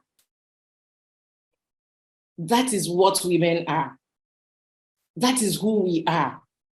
We are anti-fragile. We cannot go through all the things that the African tradition, our makeup, has put us through, and then we come out and remain the way we came or begin to compete with men. No, we ought to now drive things just like people who have come from a lot. We come out with strength, we come out with experience, we come out with compassion, we come out with determination, we come out with anti-fragility. So we ought to do more than the men do without competing with them, rather collaborating with them and bringing our tenacity to bear. It was Eleanor Roosevelt who once said something. She said that women are like tea bags, that the best of them would come out when they've been passed through the heat. So when women are being passed through the heat, they ought to express the best of themselves. So now, why are we where we are? And how do we break the barriers? First, life will not reward you based on what you know. It will reward you based on who you have become with what you do, because of what you know. Life will not reward you based on what you know. It will reward you based on who you have become, doing the things that you know how to do. So as women, we have to desire excellence. Whatever we are doing, we must do it the best way possible. We must do it knowing full well that this is what will speak for us. Otherwise, bottom power will speak for us, but that speaking is not loud enough because that is not who you are. So when they tell you have to sleep with men, oh, okay, but for how long and how many men? Because after each stage, as you grow, you're meeting men. So how many men will you be willing to sleep with? And for how long will you be sleeping with these men? Best is do the best and be the best. So who is that woman that will break barriers? One, the real woman. The real woman, so type real, R-E-A-L, R-E-A-L. Let's take the R to be our relationships. Your relationship with yourself, that has to do with what the last speaker said, rediscovering yourself. It does not matter where you're from, who your parents are, what you have been trained to do. I am trained as a geologist, but I tell you, I only help executives discover what problems they have and show them how to solve them and become productive, simple, straight up. Then, what is your relationship with yourself, with your benefactors, with your beneficiaries, and with money? Everybody will assess you based on your relationship with money. 4 ways. One, we love money so much we steal it. And people will know. You love money so much, you hoard it. So you have investments to make on yourself, investments in other things that will help you grow. No, you don't. You're not intelligent enough to know how to use money. People are looking at you. Then you do not respect money, so you waste it. They see it. People are seeing it. And nobody respects you when they know that you are wasteful. So sometimes you love money so much, you worship it. If somebody doesn't have money, you don't respect the person. If somebody has money, you respect the person. Everybody's looking at you. As a woman, I would ask you to please relax your love for money. Just value money and use it for what you need to use it for. Pay time. The other thing is your relationship with, your beneficiaries. When people are not your benefactors, you don't accord them due respect. You insult them, you talk harshly to people, you don't have the language of relationship. The language of relationship, that 3 words that I am sorry, thank you, please. Those are the 3 languages the 3 words that form the language of women. That is who we are. We ought to understand the language. Sorry, thank you, please. We make sure that we put those words there every time. Then the other thing is that your relationship with people who serve you. So those are the ones that quickly go. If you're harsh, people are watching you, they know you, so they know that you are one person that will misuse power when you're given power. And the men, because power is traditionally in the hands of the men, they will not give you nothing, they won't give you. Mm-hmm. Then the other thing is your relationship with your God. Relationship with God is not that big man up there that will beat you when you don't do right. Relationship with your God is holiness. Holiness means integrity, integrating things, being one. What did you say you will do? When did you say you will do it? How did you say you will do it? Please, can we check and confirm that what you say, who you are, and what you do are the same? That is integrity, and that is being one whole. That is holiness. That is your relationship with your God. That is how people assess you. That is how they get to know. So those 4 relationships are very, very important. Now, the next thing is the letter E, equipping. Ladies, gentlemen, regardless what you know, you might have the skills, but you need the tools. You need the tools. You can be trained as a surgeon. You can explain everything, but please, given an operation, a surgical operation, can you carry it out? You can't without the right tools. The tools for women in power would be first their education. And don't get me wrong, literacy is good, certificates are good, but please, those are not the only things that you need. You need education of your mind, education of your heart, and education of your hands. Your mind, you must know how to think. And the best way of thinking is positive thinking. Positive thinking. Time will fail us to talk about all the kinds of thinking, but positive thinking is the only way a woman thinks and succeeds. That's 1. 2 is the education of your heart. You need compassion. And the tool for compassion is listening to understand, not listening to respond, not listening to react, listening to understand, listening and putting yourself in the picture, so that instead of asking why not, you ask, how can we make it be? So you look at things and say, and ask, why are these things this way? No, when you look at things with an educated heart, you ask, why are they not the way they ought to be? Instead of why are they the way they are? So those are the 2 ways that you will learn things. Then the education of the hands. My sisters and brothers, you see your hands, you have got to do something. If you say you want to be a cybersecurity expert, please go to Dr. Ali Joan and learn to be it. You have to learn to do it. I do writing, I write speeches for people, I do a lot of that, I do drilling services and all of that. And I do those because those skills, I have the tools and I have the education to do them. The other thing is humility. Humility does not mean that you're timid, you're quiet, you're reserved. No. Humility means that sometimes you step back and allow the better person to do it so that you have the desired outcome. Humility is from the heart, all right? The other thing is vulnerability. When you cannot do it, ask for help. We heard Dr. Ali Joan said, when I cannot do it, I call people. When you cannot do it, it doesn't mean that you are a fool. It doesn't mean that you don't know anything. It means that you do not know enough to accomplish this task. And after you have asked for help, you would have become better. That's just what it means, because there will always be something that you know that the other person doesn't know. And there's nothing to be ashamed of. Mm-hmm.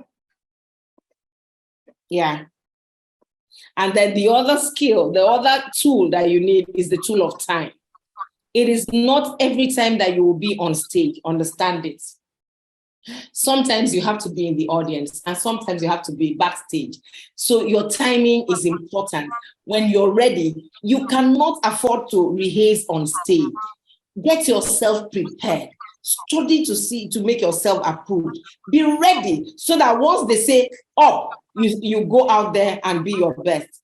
Now, why then, if it is this important to have women, if women would do us this good, why are we so few? Why are we so few in power?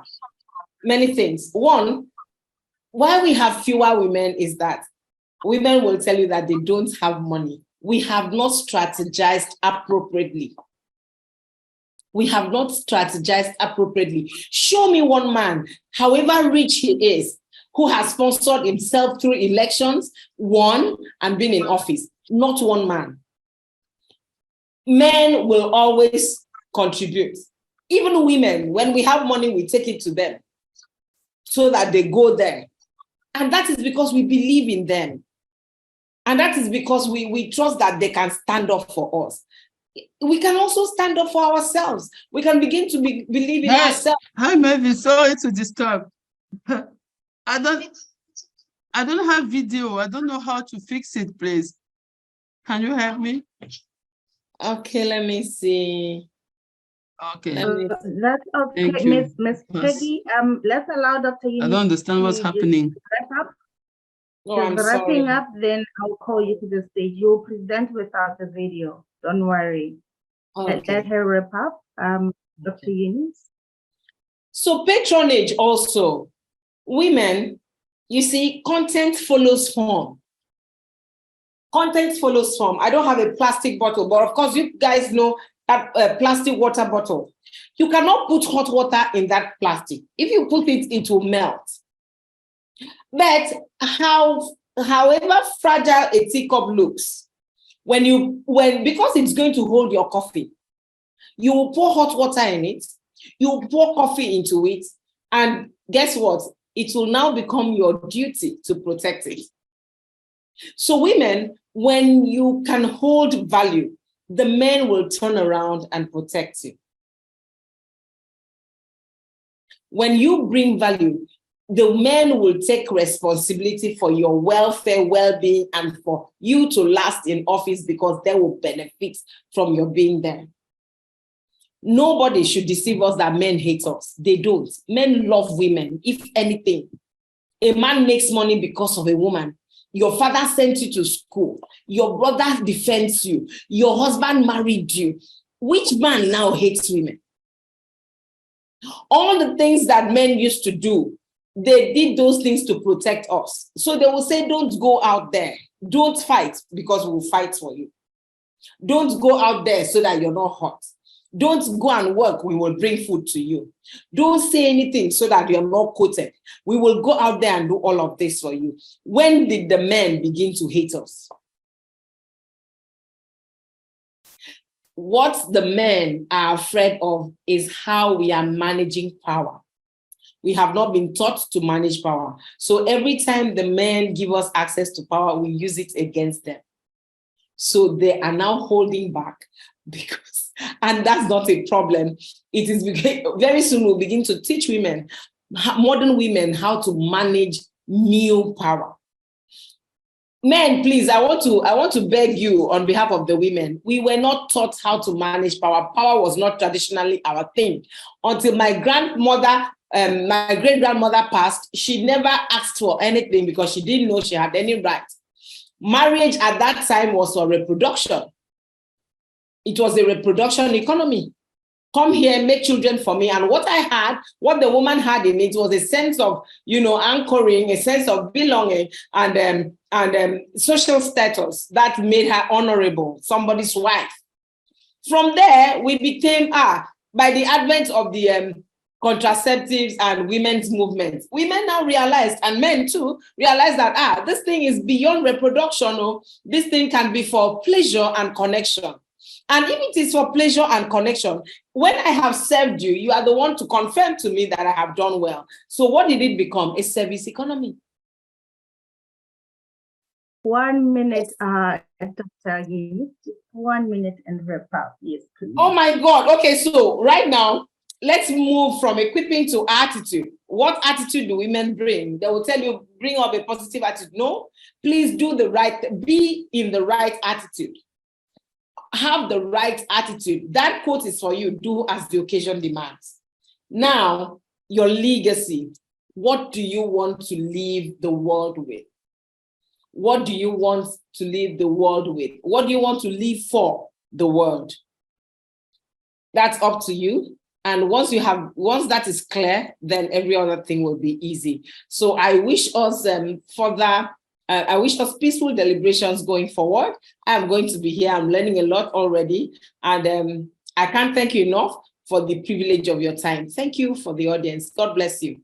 Love you. Thank you so much. What a beautiful, insightful, and empowering speech. We are truly grateful for you to have shared your wisdom with us.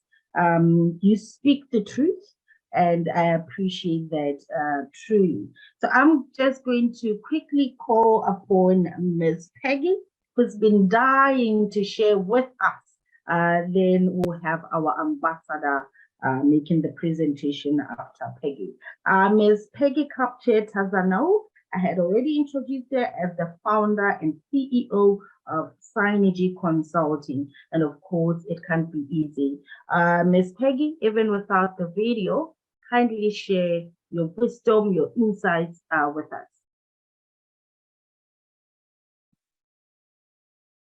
Thank you so much. I'm really sorry because I have an issue with my video. So thank you.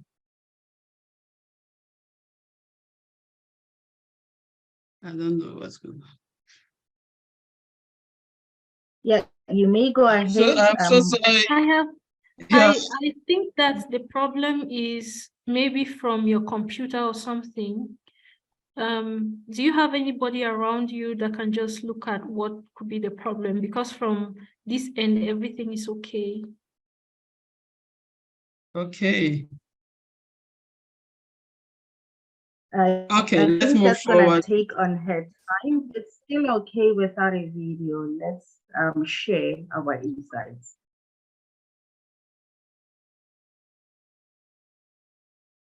Her camera is off. She should just look for the camera icon and click on it.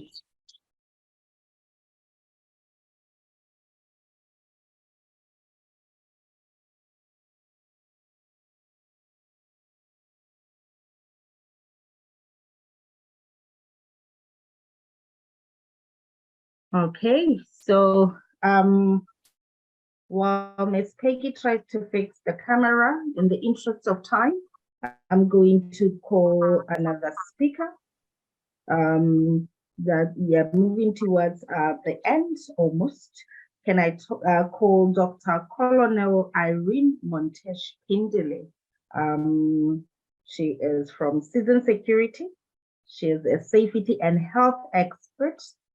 She's at the Hawks, South Africa, and she's going to talk about women's leadership in crisis management and health equity. So, Ms. Dr. Pindele, the stage is yours. You have at least 10 minutes to take us through your insightful presentation. Then we'll have our ambassador now doing the speech. I think you will have enjoyed the most, you know. Yes, I have. Thank you, Your Excellency.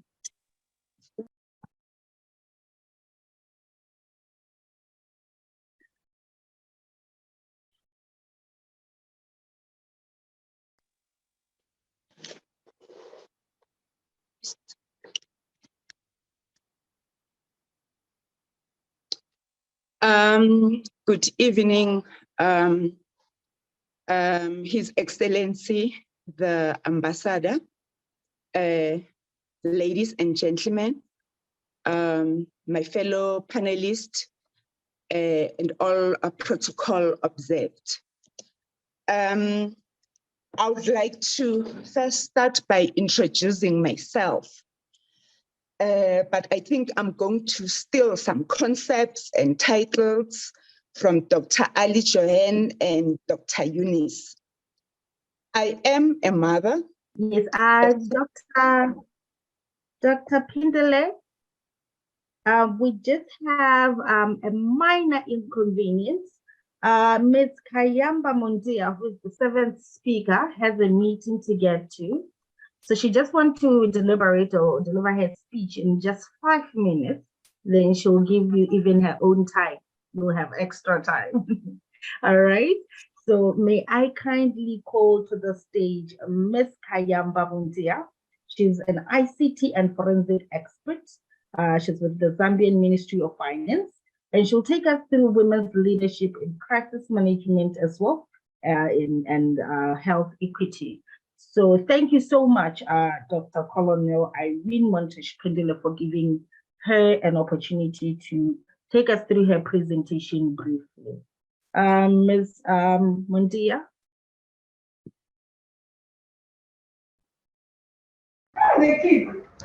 Hello, everybody. Thank you very much for the opportunity that has been given to me. I'm sorry I have to rush into another meeting, so I'll just peruse through my presentation. Mine is a technical one. We're talking about digital forensics. So I hope everyone is able to see my screen.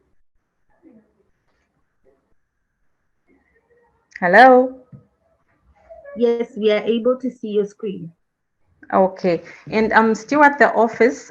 For the purposes of avoiding obstruction, I would like to disable my video during the presentation. I hope that's okay.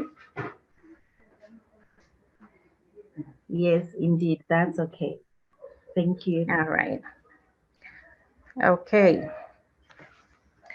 So in my presentation, we'll talk about digital forensics, the tools, principles, the steps, the report format, and the empowerment. There was a bit of a mistake in the topic that I'm supposed to deliver over the safety. That's not my area. So we'll look at the definition of digital forensics, which is the use of scientifically driven and proven methods towards the preservation, collection, validation, identification, analysis, interpretation, documentation, and presentation of digital evidence.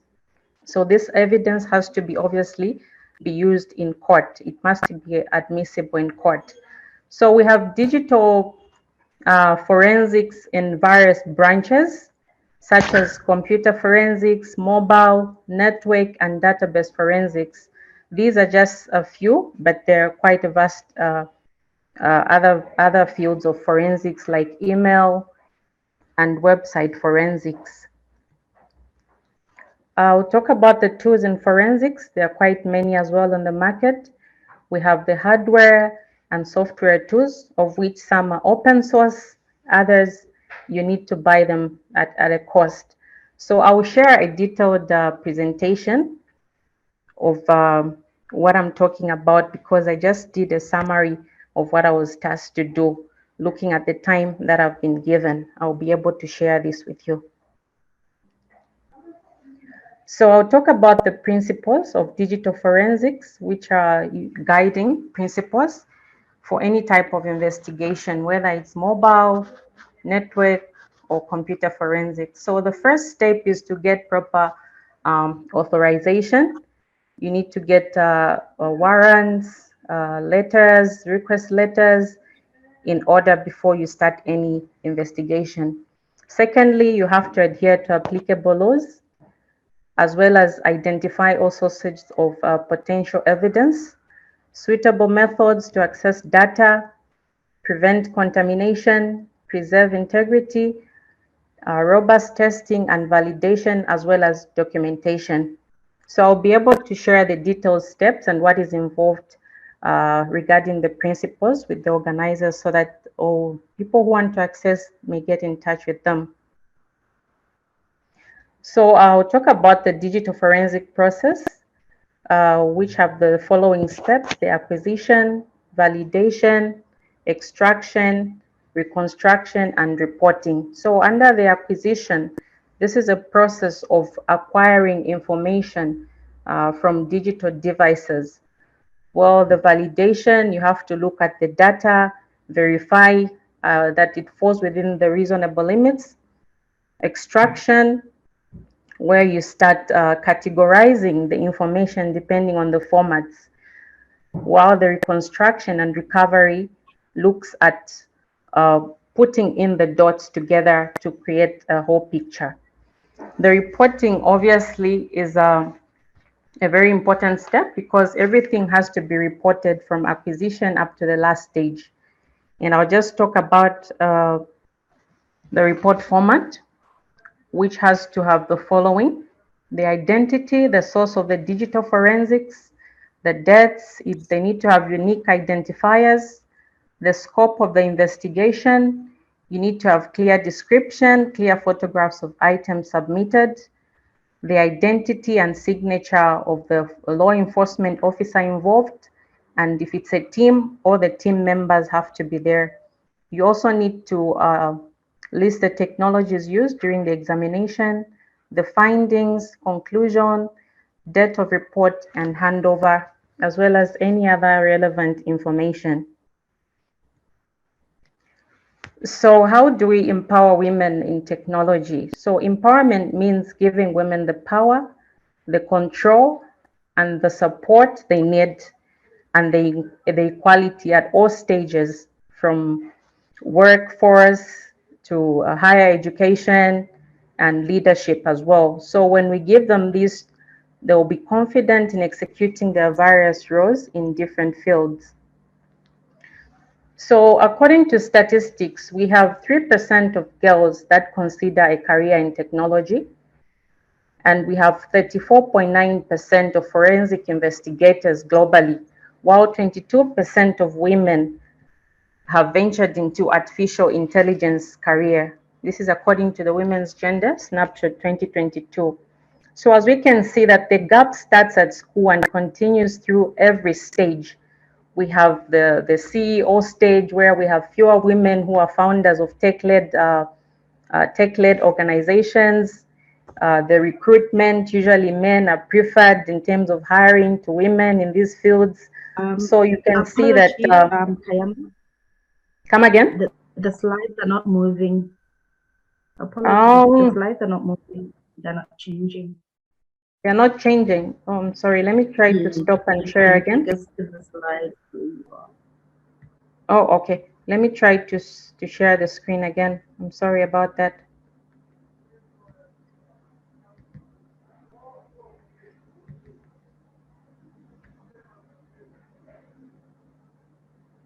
Are you able to slideshow? Sorry? You can then do a slideshow and then just control with the arrows.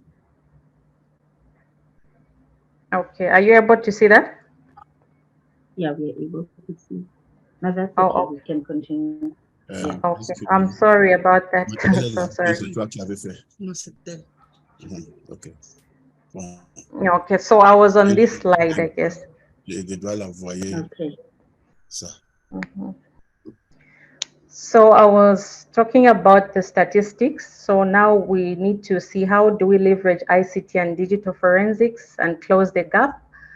We need to increase access and awareness to technology sectors, capacity building for women in ICT skills at all levels, to engage with schools to break down the barrier, support women in work-life balance, as well as encourage women in digital, taking up digital technology careers. So on the part of women, we also have a part to play, where we need to have a growth mindset and start unlearning the gender biasness. We need to also advocate for ourselves as well as advocate for each other as women. As you know, there's a saying which goes, a closed mouth is a closed opportunity, a closed mouth is a closed shop, and a closed mouth is a closed business. So we need to advocate for ourselves as women, or we need to recreate focus groups with the younger generation where we can do knowledge transfer. The benefits of this are numerous, just to mention a few. This will help us bypass the male-dominated exploitative markets, encourage literacy and education, financial and social and economic mobility, and also to get the women's voices heard at all levels. So in forensics, we have quite a bit of challenges, not to say that we cannot manage, but we need to know about them. So we need to have diverse knowledge because there are a lot of tools out there, and one has to have enough knowledge to be able to use the tools. We have jurisdictional challenges. As you may be aware, there are different laws in each country, and most of these investigations involve cases which have happened cross borders, and getting information is quite challenging. We have an issue of cost, especially on the tools as well. Even conducting forensics is not, it's not a cheap undertaking. We need to collaborate, as we have heard from previous speakers, where this is not a one-man show. We need all stakeholders and law enforcement agencies that are responsible to take part. It can't be done by one person. Encryption is one of the, it's a headache to forensic. Come again? Hello? No, I think it was just a reflection. I'm not sure. Oh, okay. So we have to deal with when the data is encrypted, it's a big nightmare to forensics experts because we need to start decrypting. There are also high chances of contaminated devices.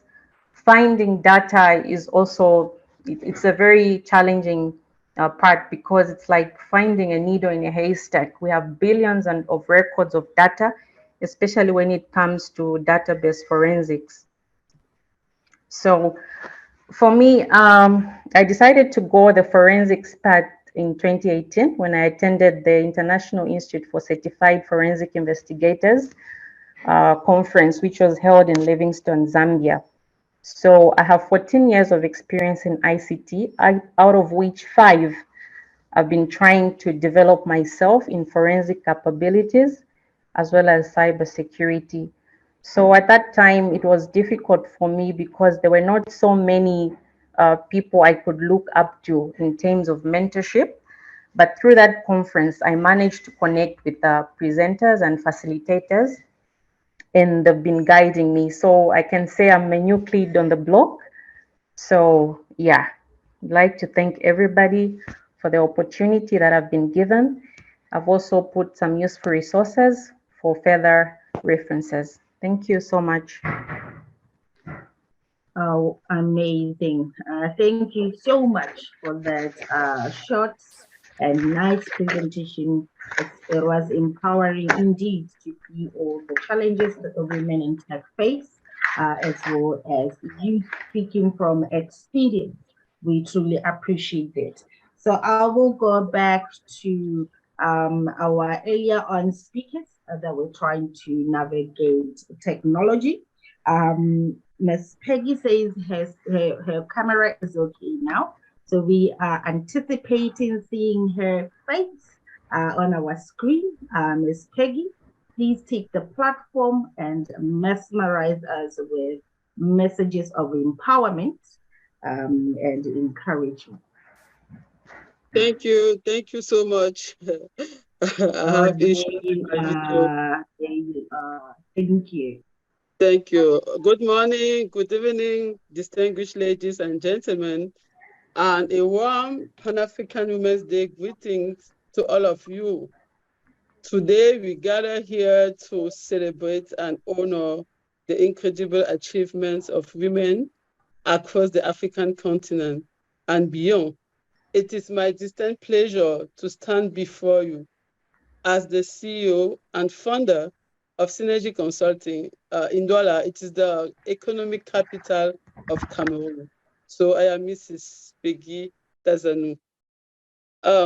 As we reflect on the progress we have made over the past 6 decades, we are reminded of the transformative power of women's leadership in driving positive change across all sectors. Today, I want to share with you my personal journey, a story of breaking barriers and achieving success in the corporate world. Throughout my career, I have faced numerous challenges and obstacles that I would like to share with you. But every time I refuse to be discouraged. I believe in myself and my abilities, and I persevere to overcome these hurdles. The first challenge, one of the biggest challenge I had to face was leaving a big auditing firm, Deloitte, after 18 years working and being in the position of a director, audit director and consulting director. It was a big challenge to leave the firm and to create my own company. It was very hard because everybody was asking, why can you leave a big four? You are in a position of director. It was the first time for a lady to reach that level in Deloitte in Cameroon. So everybody was discouraging me, no, don't leave, stay there. So I believe in myself. I had the expertise, the knowledge. So for me, it was time to leave and to create my own firm and to also be a mentor, be an example, a role model for ladies.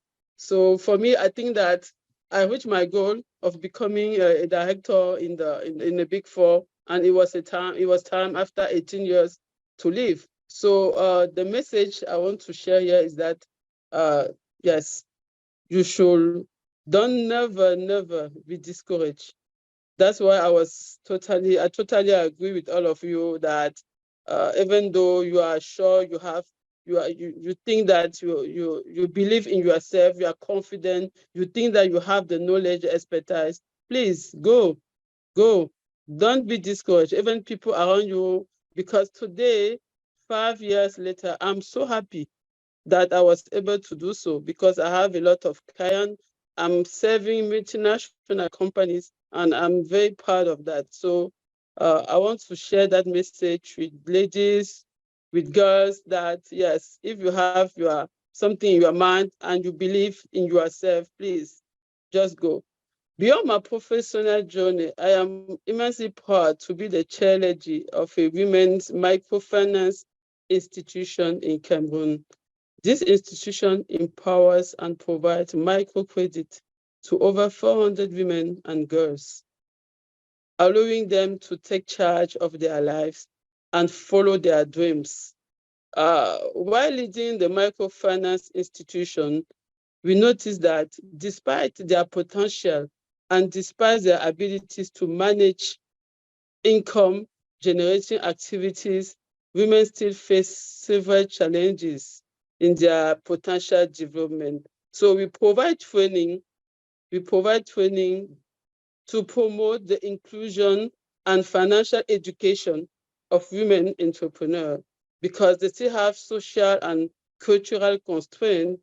They have limited access to bank credit due to insufficient guarantees. So we are there to accompany them to reach their objectives and to take charge of their lives and their families. So we are very proud of this microfinance institution. Also at Synergy Consulting, we take great pride in our achievements. We have given birth to Synergy Tech, an accelerator based in Douala, Cameroon. Synergy Tech provides co-working spaces to over 10 startups and developers from Silicon Mountain, Buea, who migrated to Douala due to the Anglophone crisis in Cameroon. So we are there to provide space and also trainings. And we believe in nurturing innovation and supporting the next generation of entrepreneurs who will shape Africa's future. So we are very proud also of this Synergy Tech Accelerator, and to be able to provide space and advice, everything needed by those developers, those startups that need to be accompanied by firms that are already there, that know the market, and that's what we do at Synergy Tech. Synergy Consulting, born from the skills of the Big Four, formerly Deloitte and Ernst & Young, because before setting up Synergy Consulting, I spent 5 years at Ernst & Young Cameroon and 12 years at Deloitte Cameroon. So it's Synergy Consulting is born from the skill of those Big Four. It's a consulting firm with expertise in auditing, consulting, forensics, information system, human capital, and accounting. Our goal is to be the leader in Francophone Africa, providing dynamic services that prioritize quality, professionalism, and think that we are not far from there. We have so many clients, and we are helping all our clients, multinationals, local firms, and we are very proud of that. Also, we are guided by our core values of excellence, results, orientation, teamwork, objectivity, and integrity. We suffer so much having challenges in Big Four, where, for example, after the maternity leave, you couldn't get any promotion, any increase of salary. So here at Synergy Consulting, we think that we need to promote women and to take into consideration their situation. After maternity leave, you cannot just decide that you won't promote someone because she went to maternity leave. So we promote objectivity and integrity. We also select our professional carefully based on their bilingual capabilities, because in Cameroon, we speak both French and English. So we select our professional based on their bilingual capabilities, because we are in an environment where we have both languages. We strive to provide our customer with high quality services that exceed their expectations. So our influence extends beyond Cameroon. We advise and support our clients through a network of experts in different sectors, providing solutions tailored to their unique challenges. Additionally, we support international companies seeking to set up in French-speaking Africa, helping them succeed and optimize their investment. So as a firm, we face numerous challenges in the ever-evolving business landscape. We understand the importance of innovation, strategic planning, and financial restructuring. With our experience, knowledge, and dedicated team, I think we stand ready to tackle any obstacle that comes our way. So in conclusion, I believe that empowering women's leadership is crucial for Africa's progress. By supporting each other and breaking down barriers, we can achieve remarkable success in the corporate world and beyond, even beyond. Let's also work together to create a more inclusive and prosperous Africa. Thank you for your attention, and I wish you all a joyful celebration of Pan-African Women's Day on July 31st. Together, let us continue to empower women and drive positive change for a brighter future. I'm so sorry because I'm using my phone and it's not easy at the same time. Now, I welcome any questions you may have, and I am eager to engage in an insightful discussion with all of you. Thank you once again for being part of this inspiring celebration. I'm so happy to be part of this celebration. Thank you so much to His Excellency, to Dr. Linus, and all the team. I know they work very hard to set up the meeting and all the technical issues. So I'm very excited to be part of this. Thank you very much. Thank you so much. Let's have a round of applause for Dr. Ms. Peggy.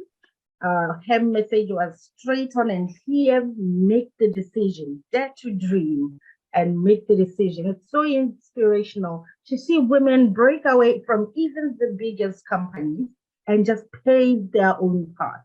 So these stories that you share are quite inspirational to all of us. Thank you so much. We'll have a Q&A session later on after our ambassador. Right now, I'll call Dr. Colonel Irene Montesh Pindile. Not only is she a doctor, but she's a colonel. So, Dr. Pindile, the stage is yours. I know I had cut you off earlier because of the meeting that our other speaker had to go to, but now we can listen to you. You have our attention. Dr. Pindile. Thank you so much. I've already greeted the audience. Before I can start with my presentation and the information that I would like to share with you tonight, I would like to open with an opening statement, which is an icebreaker that I need all of us to look at it and so that we can ponder upon. Yes, the icebreaker that I'm going to make is based on South African information, but that is not different from other African countries because we are suffering from the same situation. The icebreaker goes as follows. Great strides have been made to improve women's economic participation in South Africa, but much work is still needed. While the country ranked 20th out of 146 countries in the World Economic Forum's 2022 Global Gender Report, South Africa ranked 92 in the report's first pillar, which is economic participation and opportunity, for not having met 50% of its gender equality. End of quote. I would like to introduce myself as to who is really Dr. Irene Montesh. I've got various roles and various hats that I interchange.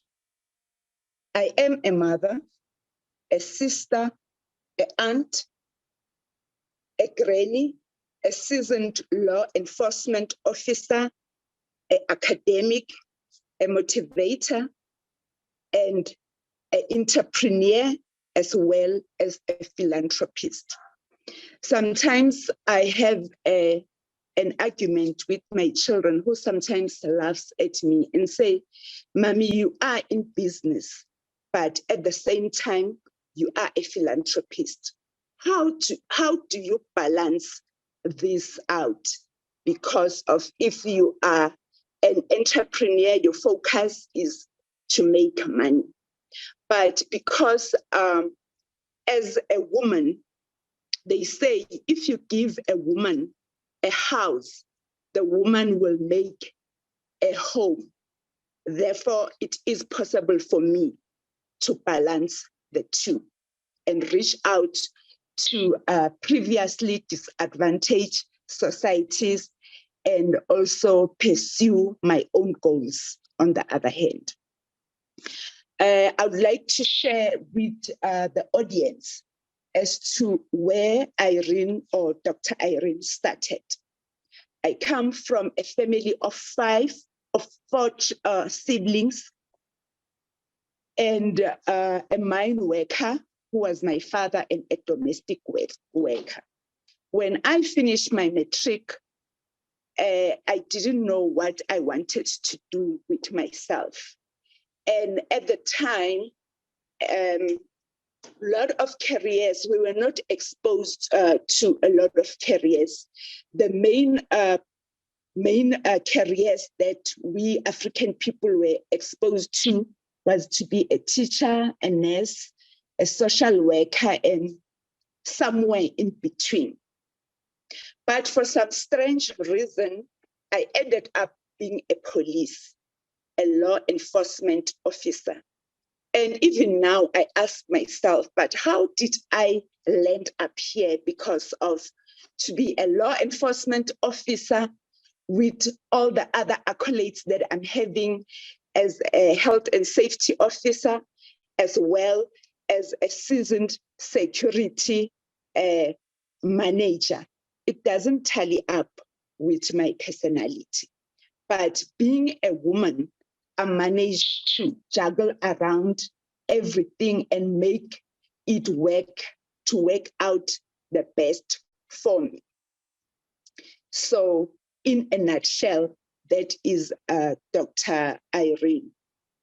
The focus of my presentation today, it's not to sing my praises, because of normally I'm one person who stand by the sideline and motivate and push and pull people who are looking up to me. So in my presentation today, I'm going to sing the praises of other women in Africa who made it. My presentation is going to focus on women leadership in crisis management. There's resilience of women in times of crisis, empowering women to take charge of challenging situations, and leading with empathy.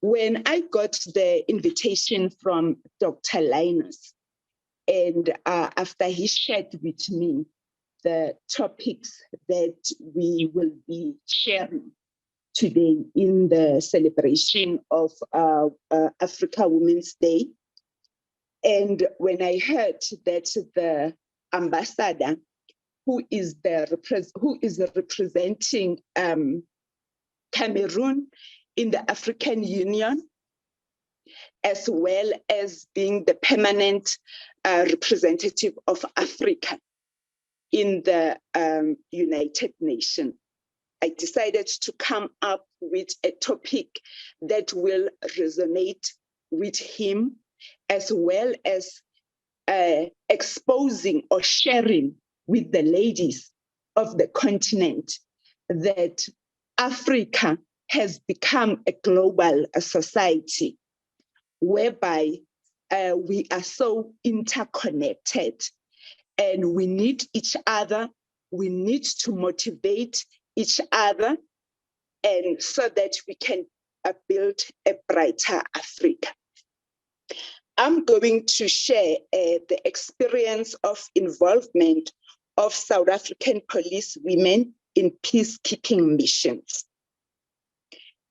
The definition of a crisis management can be defined as a process by which an organization deals with a situation that requires immediate reaction to solve a problem. As we all know that South Africa achieved its democracy in 1994. And there was a high demand that South Africa should be integrated into international politics. And it had an obligation of assisting and providing resources, humanitarian assistance, food troops, and police in other countries faced with a crisis of conflict. As a result of this obligation, South Africa was faced at the time to come up with a white paper on South Africa, which is the South African foreign policy. According to this foreign policy, South African police men and women were expected to participate in international service in support of the broad United Nations police by undertaking supervision or control of local civilian police of the host country in order to ensure that law and order is maintained effectively and impartially. And all these responsibilities that are placed on this United Nations police that are deployed on peacekeeping missions, it is dependent on the mandate of the United Nations or the African Union, under which the peacekeeping mission is established. The United Nations Police is responsible for the following crimes: genocide, crimes against humanity, war crimes, protection services, which including the protection of victims, witnesses, protection of children in conflict with the law, and protection of refugees and internally displaced people. With this topic, where am I driving this to? I'm trying to illustrate the resilience of women in times of crisis and leading with empathy. During 2005, the South African Police Service deployed police women who were deployed at the African Union mission in Sudan, which is known as the AMIS. A very dear person who is close to my heart, Warrant Officer Maimela, who is the sister to Dr. Montesh, was also deployed. And they were responsible, according to the mandate of the peacekeeping mission, they were responsible for observation, monitoring, and reporting as per the mandate of the AU mission. Over and above, they were also responsible. There were responsibilities that were also handed to these peacekeeping mission officers.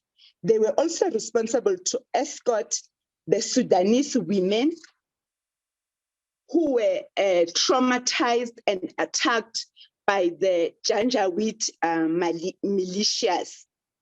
They were escorted to go and collect firewood and water. This shows the extreme circumstances where African women are exposed to, whether educated or not educated, whether you come from the South or you come from the North, but we all suffer the same atrocities. And if as women, we don't stand up for each other and support and encourage and motivate each other, it means the whole continent will be doomed. In 2007, 33 peacekeepers were killed during the AMIS mission. In 2010, 4 South African police peacekeepers were kidnapped in Darfur. And that also shows, because of if we can go to the ground where in countries where there is conflict, you will still find strong women who are dedicated to ensure that they are going to be on the trenches to ensure that there is peace and stability. If women were not that resilient, it would mean by now that everybody would have decided to pack their bags and go back to their home countries. With these challenges, first faced by South African female police. By now, there should not be any female who is posted to any peacekeeping mission. And the ambassador will confirm with me that it is the opposite. Even though I don't have the exact numbers with the mission that is in South Sudan, in Ewumbue, whereby we are the peace UNMISS is responsible for restructuring and building. There are police officers from all over the continent who are willing and expose their lives to ensure that Africa is being built and there is that togetherness in the country.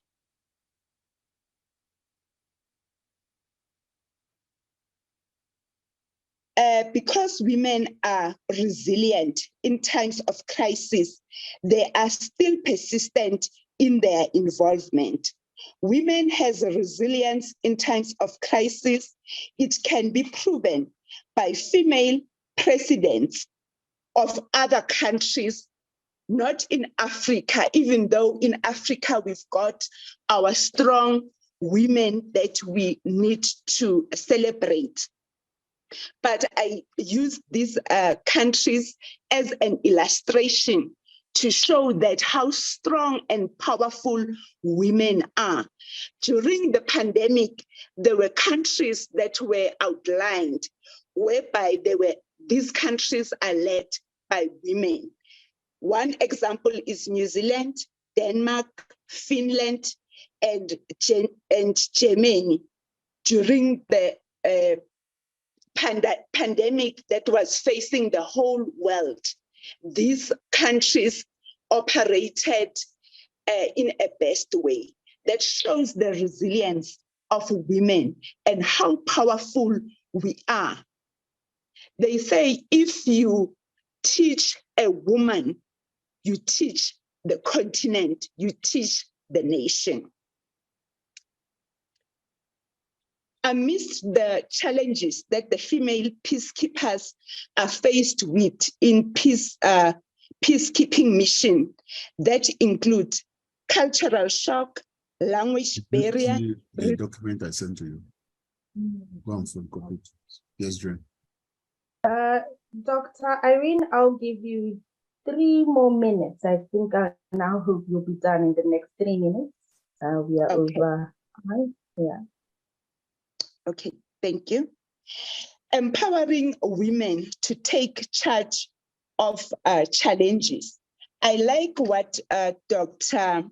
Eunice said, that as women, as we are given the opportunity of expressing ourselves and assisting our male counterparts in boardrooms or in whatever fraternity that we partake in, we are not there to compete with them, but to collaborate and make the continent a better place for generations to come and our great-grandchildren who will benefit from the hard work that we have contributed in building and emancipating our continent.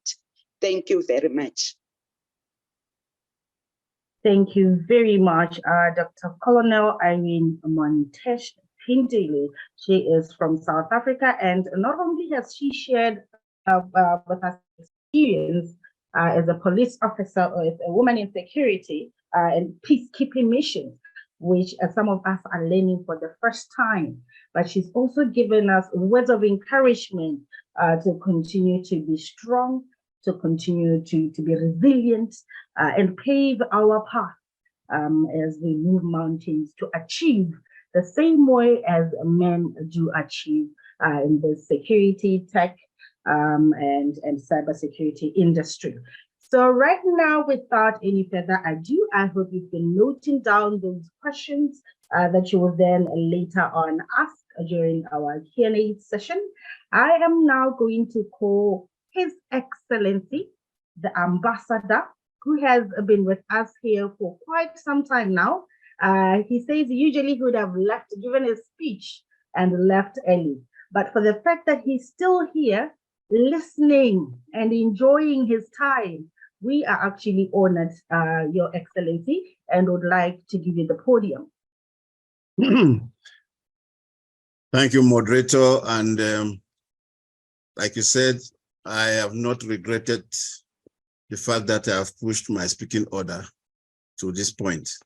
And I'll confess that I'm not a motivational speaker like most of the women that I've listened to.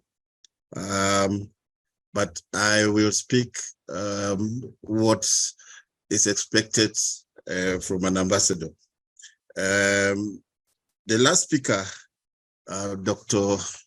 Colonel Irene, has made my job easier, as she served as a prelude, talking about African affairs and AU policies and so on. And I should say that I thank her for that angle. Ladies and gentlemen, citizens of Africa, a very warm and good evening from Addis Ababa, the seat of the African Union and the United Nations Economic Commission for Africa, the city which symbolizes the living Pan-Africanism and African unity.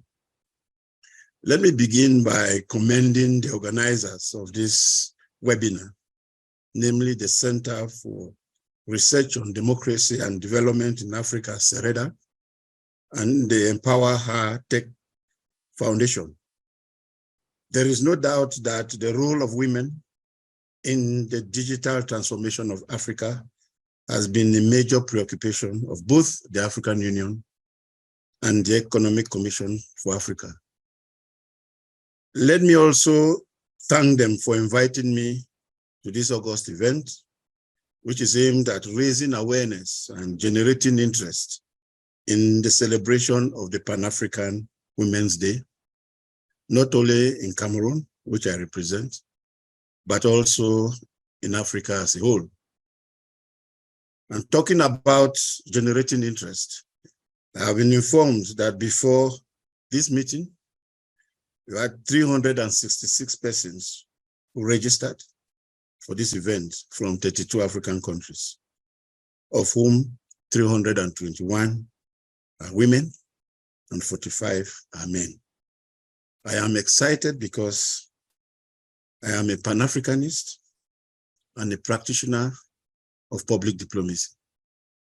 It is also important for us in Addis Ababa to take the pulse of the African people directly and their perspectives on the activities and the programs of the African Union. Ladies and gentlemen, why are we here? Why are we celebrating today as one of the numerous African days?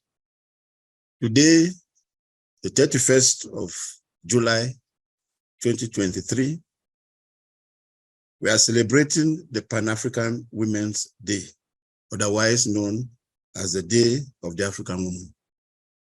The day was first celebrated on the 31st of July, 1962, during the All-African Women's Conference in Dar es Salaam, Tanzania. And it had as objective to unite women of African descent through the creation of a single platform that promotes an exchange of good practices and initiates joint efforts to fight against colonialism and the elimination of all forms of discrimination against women. The All-African Women's Conference was first launched in Guinea-Conakry in July 1961 through the efforts of African female liberation movement activists. And within this time, it had it was the first continental organization, and it preceded the creation of the OAU in 1963 by 1 year. It was to create an awareness amongst African women of their femininity and their Africanness. And it launched a journal in 1964 called Hour, which fizzled out in 1973. During its Congress in Dakar in July 1970, the AAWC, the All African Women's Conference, was transformed into the Pan-African Women's Organization, known as PAWO. It was institutionalized, and it started the celebration of the 31st of July in a more institutionalized manner, and it elected a president in addition to a secretary general. That was the person of Madame Eseto Koite, who served until 2019. Although created against the backdrop of the liberation struggle in Africa and the ideology of Pan-Africanism, PAWO has survived the test of time and has shown its relevance as a force in mobilizing African women towards the ideals of unity. Consequently, its statutes were revised in Algiers in November 1999, when the AU was in the process of transforming to the African Union. More importantly, since February 2017, it has become a specialized agency of the African Union. Although the Pan-African Women's Day, PAWO, has been able to celebrate the Pan-African Women's Day regularly, it has used it as a platform to celebrate the contributions and aspirations of African women to the unity of the continent. The Pan-African Women's Day is therefore a day to honor the achievements of the African women in all spheres of life, to take stock of actions aimed at promoting gender equality, responsiveness, and gender sensitivity in the continent, to remind African women of their need for unity, and to reflect on the contributions of pioneer African female leaders.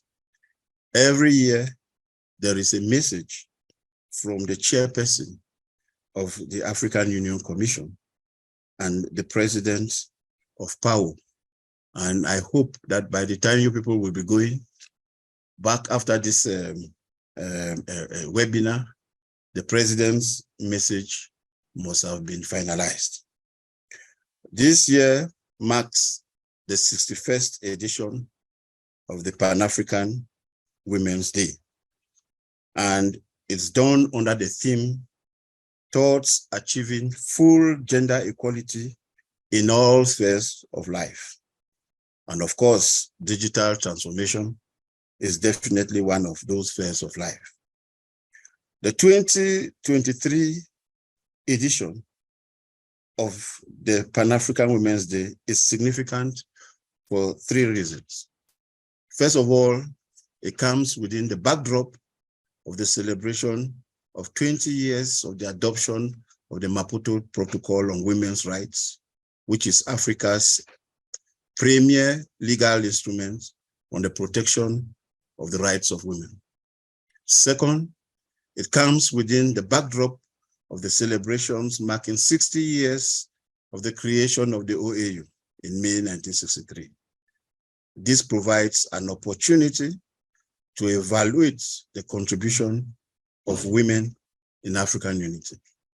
In 60 years, for example, we have had a female president of the African Union Commission, His Excellency Zazana Zuma from South Africa, female presidents in Liberia, Central African Republic, and Malawi. In 60 years, we have witnessed the contributions of women as commissioners in the African Union Commission. In Cameroon, we know of Mrs. Elizabeth Tanke and of Professor Sarah Agbo-Anyang. We have also witnessed members of the panel of the wise, who are women, such as the former Chief Justice of Kenya.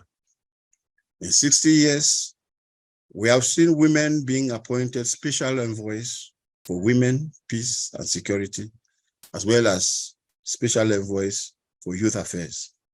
In 60 years, we have witnessed a female executive secretary of the UN Economic Commission for Africa, Her Excellency Dr.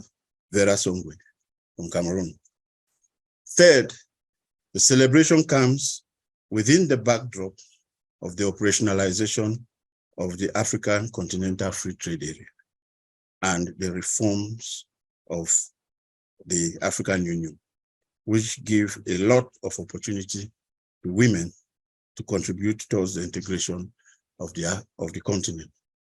As a reminder, this year's theme of the African Union is focused on the African Continental Free Trade Area and the strides that we have to make.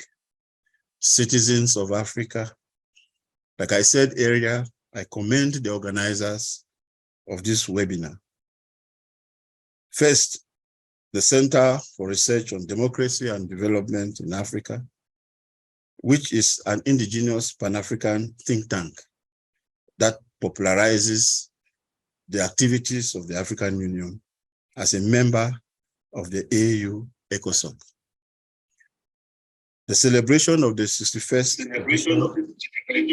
of the Pan-African Women's Day is a good example of the role of African civil society organizations in popularizing the ideals of the African Union.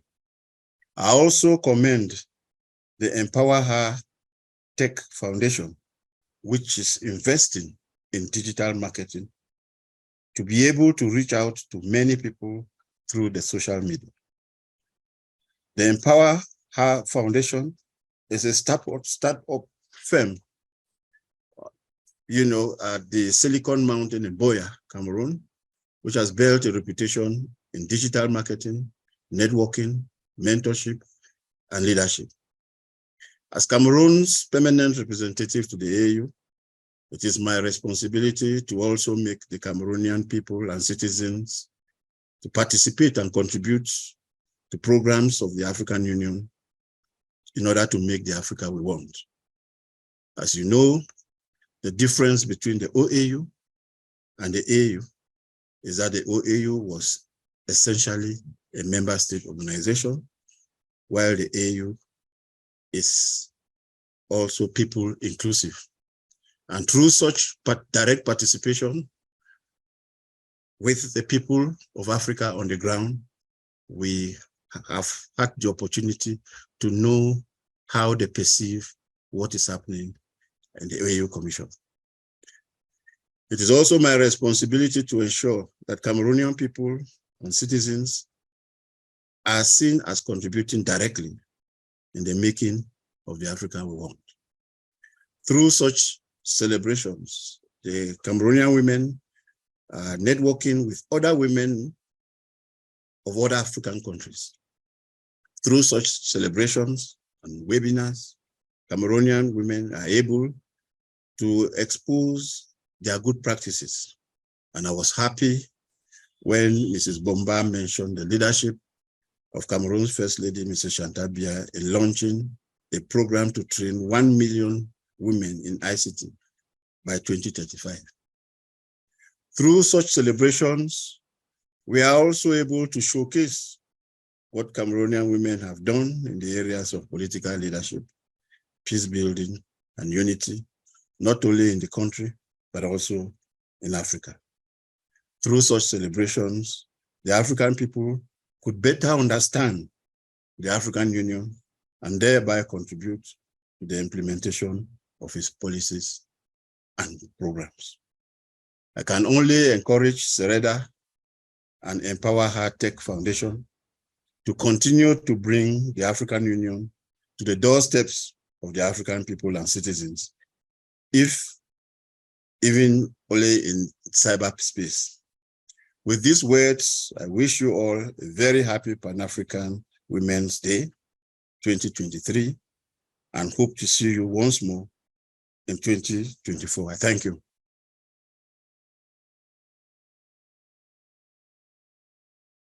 Brilliant. Let's unmute our microphones and give His Excellency a round of applause for that empowering and insightful speech. Come on, I did not hear that. Let's try again. A huge round of applause. Thank you. And let us be to 2024. Yeah, you want to be back in 2024? We'll meet again in 2024 to celebrate.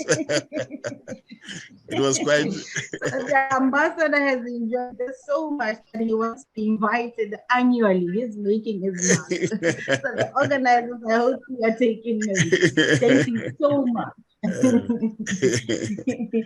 Thank you so much. We have come to almost the end, but we are going to have a Q&A session where we give our participants the opportunity to ask any questions. We've had 7 speakers so far, and we've also had the ambassador and also had Dr. Linus Akepe deliver a welcome remark. So I'm just going to give you the opportunity to ask one scholar or one presenter a question that you may have. Let's keep the questions very short and straightforward. And you can only ask one question. There's so many of if you were to ask too many questions, we wouldn't finish this conference. Perhaps we'd have to spend the entire night here. So I'll give 7 people first, or let me take 5 as the start.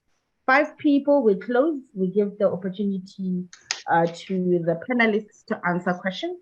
Then I'll take another 5. All right. Also feel free to type some questions on the chat. There are some questions in the question and answer tab. I just wanted to let you know. Okay, let's see. Q&A. And I'm very, very sorry to those who have typed in French. Linguistically challenged when it comes to French. So if you have any interpreter that may also assist, please do so. Viola says, how do we get the contact of the various speakers? We've actually been sharing the contacts as the seminar was going on, but I'm also hoping that the organizers are going to compile an information sheet or pamphlet after this, just as an appreciation and as a way to say, let's keep on networking and connecting, and then share the contact list with us. So thank you very much to the organizers for taking on that task. Someone says, Nakungu says, are there any scholarships for fintech? I'm not sure who she's directly asking the question to, but I'll leave it to any of the speakers to answer, particularly those who run institutions or training centers, okay? Or anyone who may have an answer, feel free to take on the question. Any other questions, keep them coming. Let me see, we have hands up. We've got Rita. Rita, would you like to ask your question now? Your hand is up.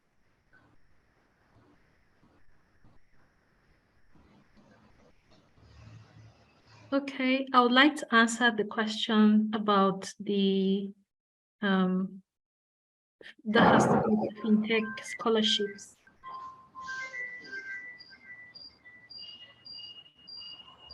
Okay. Let's go ahead, please. Right. There are so many scholarships across Africa that has to do with fintech. There's so many big companies in the US, investing heavily in countries like Nigeria, Kenya, and even Cameroon for fintech companies. So if you want to get information about such investments or opportunities, there's a way to go about it on Google. Maybe you should contact me after this and I'll show you how to set up your Google in a way that you can receive notifications about those kind of scholarships. And for EmpowerHer Tech Foundation, for example, there's going to be a lot of scholarships and opportunities. So visit the website and just stay informed. We are also going to send out emails about opportunities. So maybe if you just look out for emails from EmpowerHer Tech Foundation, as well as other my foundation, Tamebe Tech Academy. Thank you. Oh, wonderful, wonderful. Thank you so much for sharing that. I'm going to take another speaker, another question. Slovenia Cameroon Business Club, your hand is up.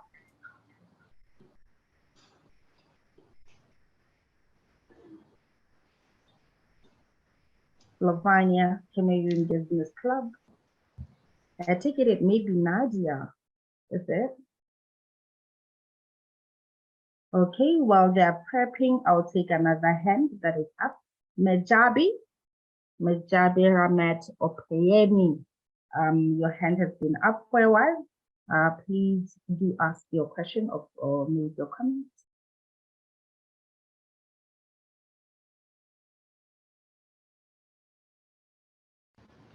Mejabi.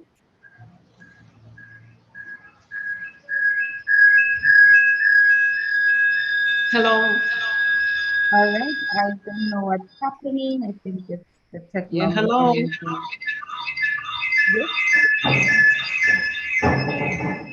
Yeah, someone just asked the question to find out the website for EmpowerHer Tech Foundation. I just want to clarify that. It's www.EmpowerHer Tech Foundation, EmpowerHerTech.org. So www.EmpowerHerTech.org. So you can get there and definitely be updated with all what we'll be doing in the days ahead. Thank you. Perfect. www.EmpowerHerTech.org.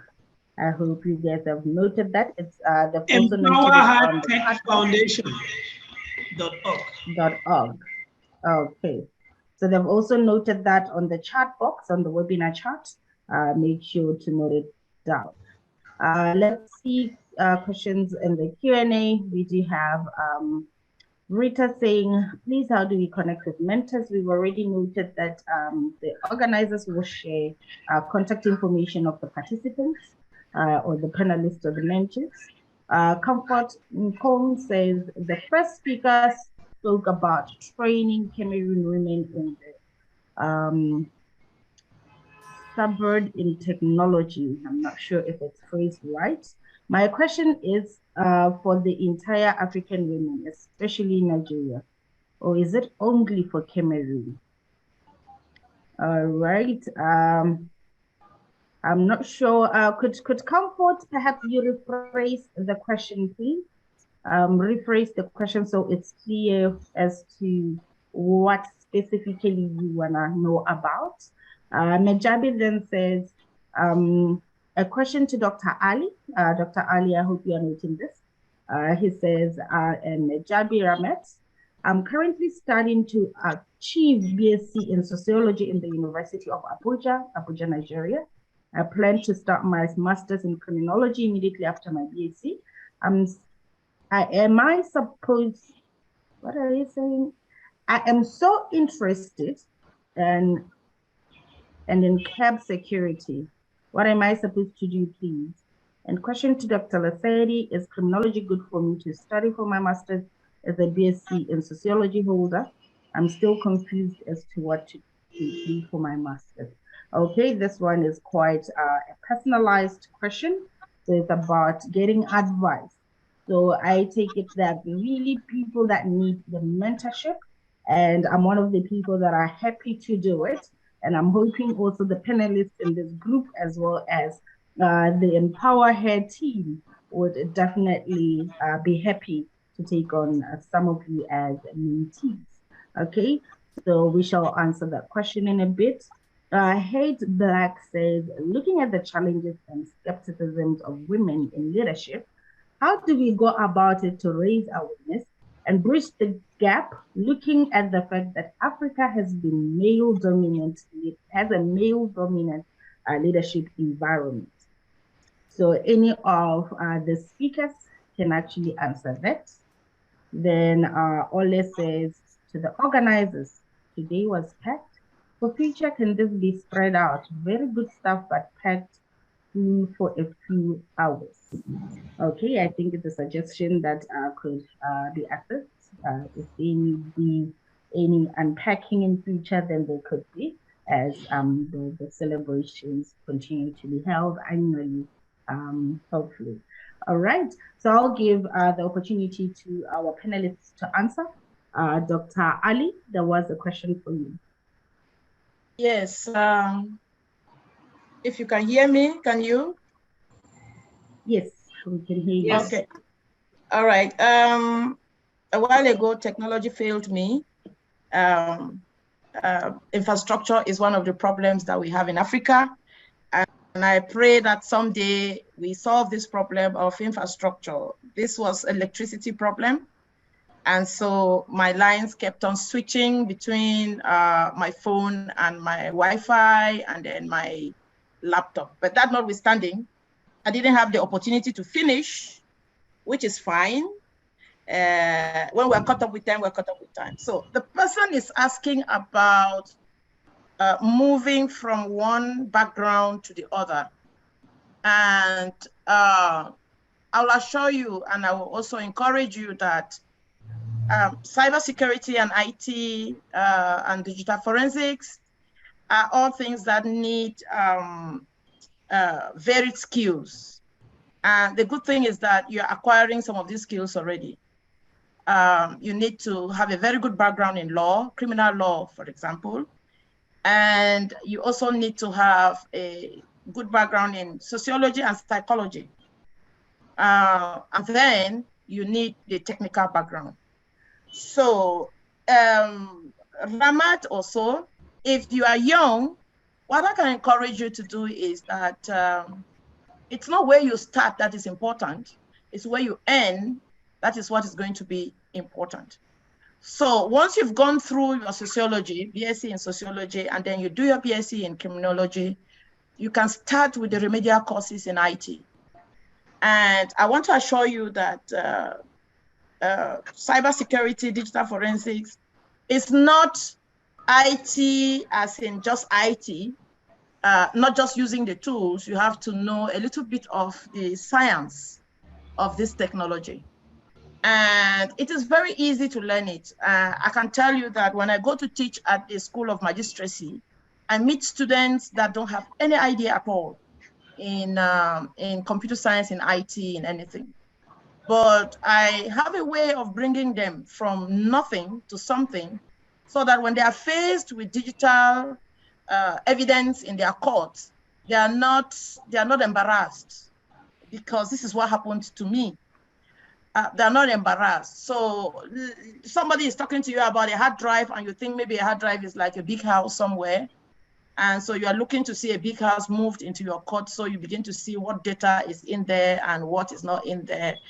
And no, that's not the case. So I think what you do is you have to go through the background of acquiring the basic knowledge. And that basic knowledge is easy to get. Once you put your mind into it, you get there. I think that's the only thing I can tell you. I was going to say that in my experience as a professor and and an expert, I am happy because once I teach, I go to the field and I experience what I'm teaching. And then you can solve problems from the perspective of first-hand experience and the theory. And I know that people think that computer science or IT is difficult.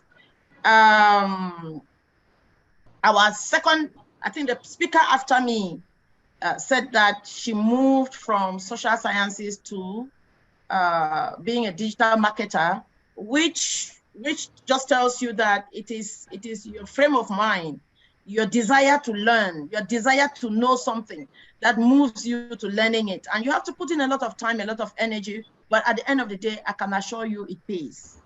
It pays and pays quite a lot. So it's not a problem. I think you can get there. And my contacts are there. Get to me and I will tell you, I'll just help you on how to go about it and where to get what information and how to structure your steps so you succeed, because that's very important. You have to structure your steps so that you succeed. You cannot succeed in chaos, no. Cybersecurity is more about logic, and you have to, you have to be able to find vulnerabilities and threats and then block them so that all those bad guys are unable to have access to a system that you're trying to protect. All of us put monies in bank. We don't want the banks to be eaten. So we don't want the banks to lose our money. So we have to protect all these systems. So I think all right. Thank you. Thank you. Okay. Let's try to keep our responses while we want them comprehensive but a bit short so we can accommodate most of the questions. So we have another. I am a master's degree holder in educational psychology, a student nurse that needs help in leadership skills to excel in this domain. I take it the mentorship program that we are saying is going to be born out of this program today will actually help with ensuring that people that are still out there studying can be mentored in the process. Agnes says, I run a non-profit organization that mentors adolescent girls in rural and peri-urban areas. What materials or trainings do I need to introduce? Do I need to introduce IT as one of our pillars? IT for beginners for both mentors and mentors. That is Agnes from Zambia. So she needs advice on how she can actually incorporate IT into one of their organization pillars. Comfort says, can those in Nigeria who are interested to be included in the training be included, particularly for cybersecurity? Okay, so I think the question is for the second speaker, who was talking about her training center, Letitia, I would say, if I'm not mistaken. Then another question says, please, this is for Dr. Thomas. She didn't finish the real women aspect. Dr. Thomas, if you have a moment, just in 1 minute, to talk about the real women aspect. I don't know which part you did not finish, but Anna has an idea that she did not finish the real women aspect. Okay. Okay, I'll take one last. Solange says, we still have a bit more questions actually. So Solange says, how can the African woman affirm herself in the world of academics? I think the Chancellor can answer this, Dr. Yuni. How can an African woman affirm herself in the world of academics, especially in the university sphere? And this I'd also love to answer as a young lecturer in a university setting. But I'll give the other speakers an opportunity to answer some of the questions. Let me take another, but I think this is a comment. Priska says, thank you, this was awesome. We are learning and we are being motivated, especially us elected leaders. We really need such. This is important actually that We have people here who are in power, who have been elected in power, and who are also part of this event, who are also sharing about how they have actually been motivated. A question then says, after all this is said and done, I still find the girl child very vulnerable when it comes to taking up leadership roles and working in an environment that is male dominated. What do you propose as a way forward to get her out of this? Okay, we shall end there. I'm going to give each speaker to just wrap up and also acknowledge the questions in their wrapping up, trying to give a little bit of answers to engage. I'll start with you, Dr. Eunice Thomas. Dr. Ali. Okay, which of these questions do you want me to answer, please? The one for a woman in academics, and also the one on how a woman can excel, a girl can excel in a male-dominated environment. Okay. Okay, first of all, I want to begin by telling you that men also struggle. Men struggle. The only thing is that they have been left in this performance-based masculinity, where it is what they can show, you know, for their efforts that counts. People appreciate them for the outcomes. So they try to manage their frustrations so that they don't look like they're any less men than they are. So do not take it that it is only the woman that struggles. The man also struggles, all right? Okay. The other thing is that something I use all the time for my clients is concerted cultivation. Mm-hmm. Concerted cultivation. Concerted cultivation. Somebody will tell you, oh, be fruitful and multiply. No, you start by being seedful. Seedful. You have to identify the seed. Are you one to be? Are you one to tolerate, you know, pressure? Or have you prepared yourself? Have you grown to that point where you look pressure in the eye, tolerate it, or resist it, or confront it? You have to be. If you are not, now there are people who are naturally, you know, determined to fight, to resist, and then they have skills. You know, there are subtle skills that you use. You don't oppose men; they will resist you. You enter, and when you enter, you befriend them. You know, it's a skill. You have to learn it. It's a social skill that women have got to learn. Yes. In the executive council, I was just 33 when I became commissioner in my state, and I served for 7.5 years. What did I do? I told them I was their mother, I was their social, you know, angel. They would have to come and eat, you know, from me. Nobody eats your food and opposes you strongly, no. You know, so I would buy gifts for their wives, buy gifts for their children. When there were opportunities, I would enlist them and all of that. Those were subtle ways of entering into their heart. When you have touched someone's heart, it's easy to ask for their hand, and they will give you. All right, that's one. Two, you don't. People will tell you, "Oh, be at the right place at the right time." Good, but be the right person. Be the right person. Become the person who can be in that place. No matter how right the time is, no matter how right the place is, if the wrong person is there, that person frustrates the location and frustrates the purpose. So try and prepare yourself to become the right person. Once you are the right person, you will fit in. You'll fit in. 3, women have got to understand money and time. You cannot be rich all the time. The frustration is that every time we look at things we want to accomplish, we say we don't have the money. People plan for things. People budget for things. It is important that we save money and plan. And when you cannot go alone, because of course you will never be able to go alone, we as women, we can launch the African Women Political Fund.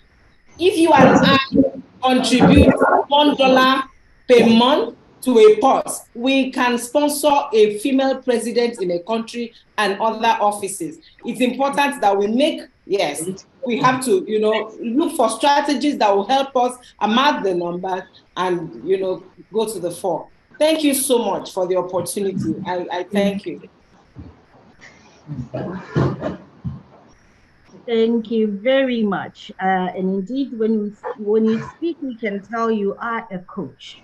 And that's what we appreciate about women who have so much freedom that we just are actually just absorbing and learning. We are like sponges right now.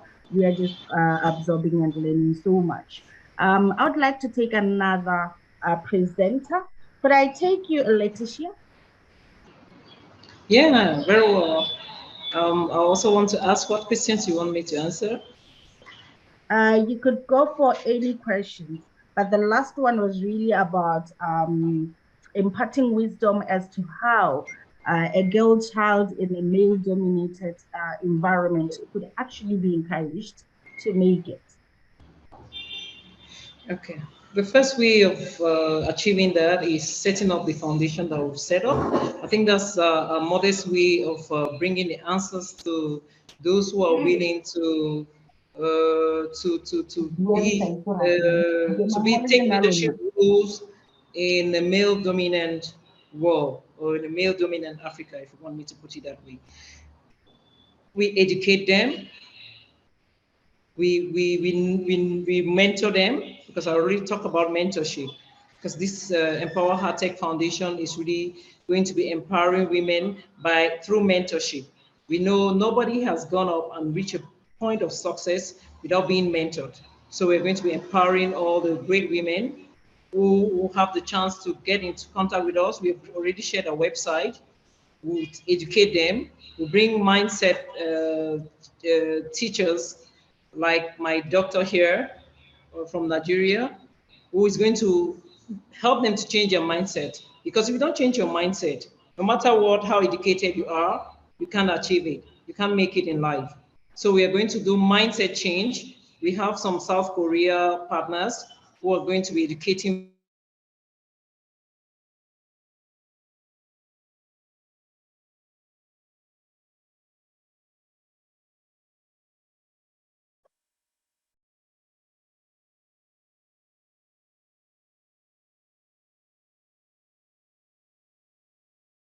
I think we have lost her.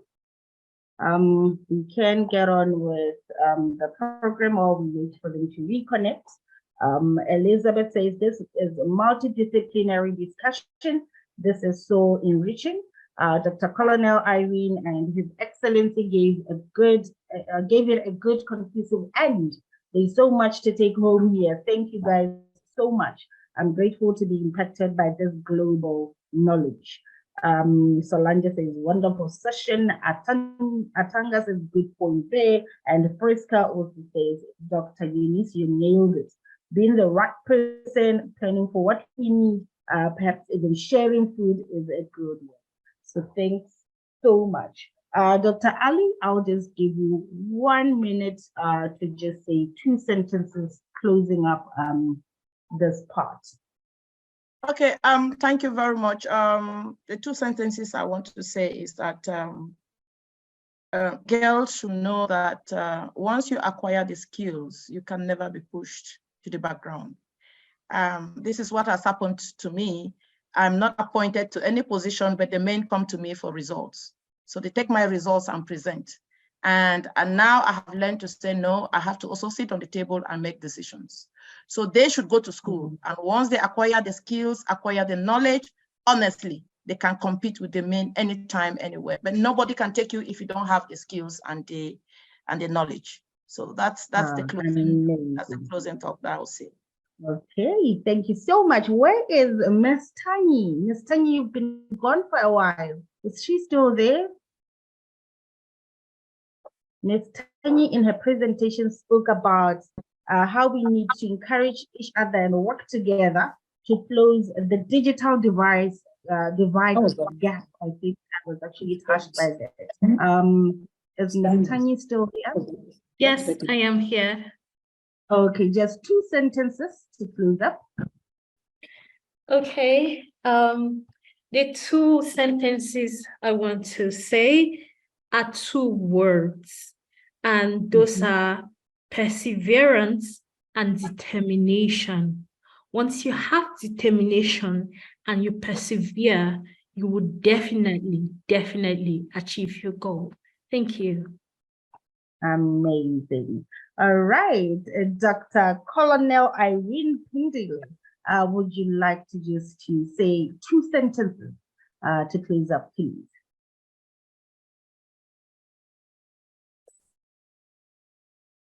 Is she still there? The Colonel? Oh, yes, there she is. Thank you. My last 2 words are just like to say that as African women, if we can stand up.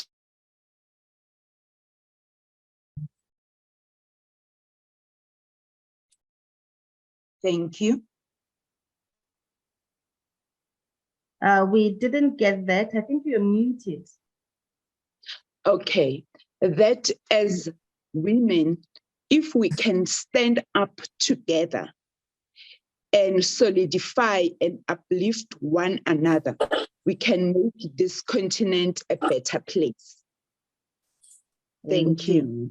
Thank you so much. Do we still have, I think Mondia, the one that left for a meeting, then we may actually have Peggy. Peggy, if you're still there, just 1 or 2 sentences, Peggy. That's Peggy.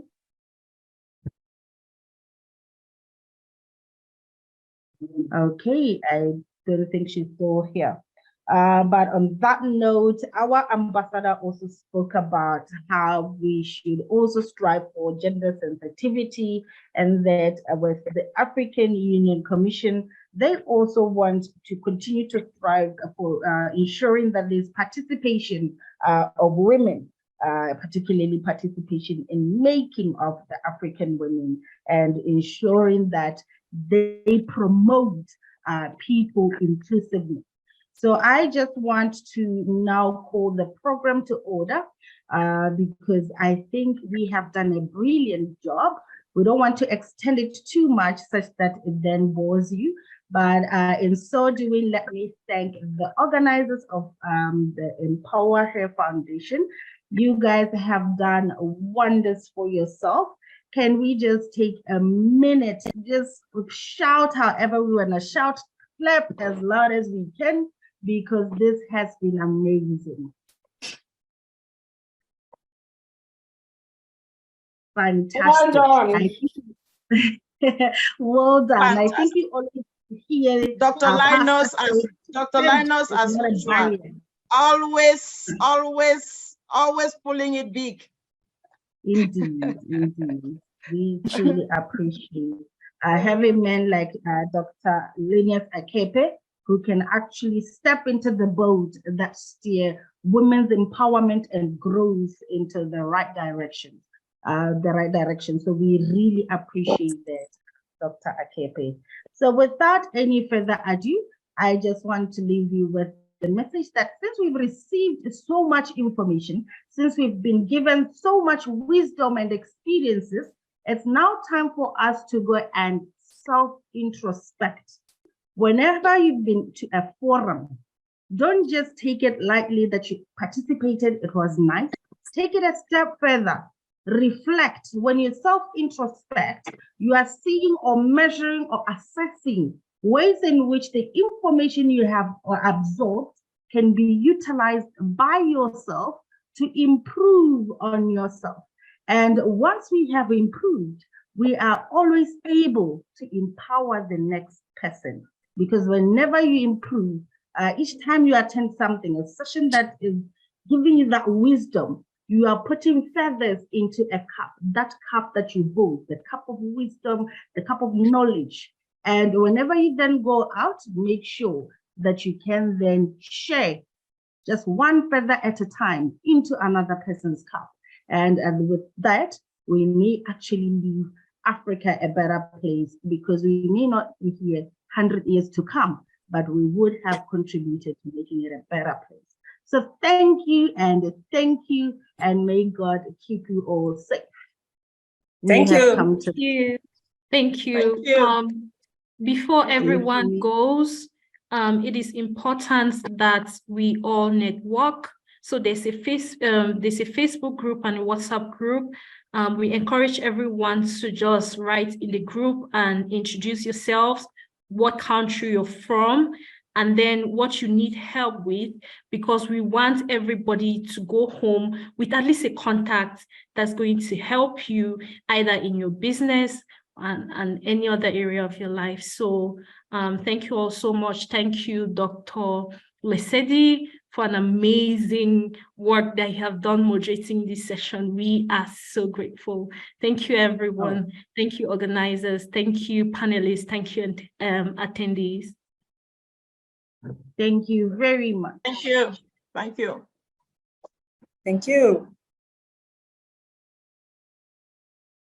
So I'll just go ahead now and end this session. And so please, everybody, be very active in the WhatsApp group. Thank you. It's called networking. Yes. Okay. Let's start now. Okay. Thank you. Bye-bye.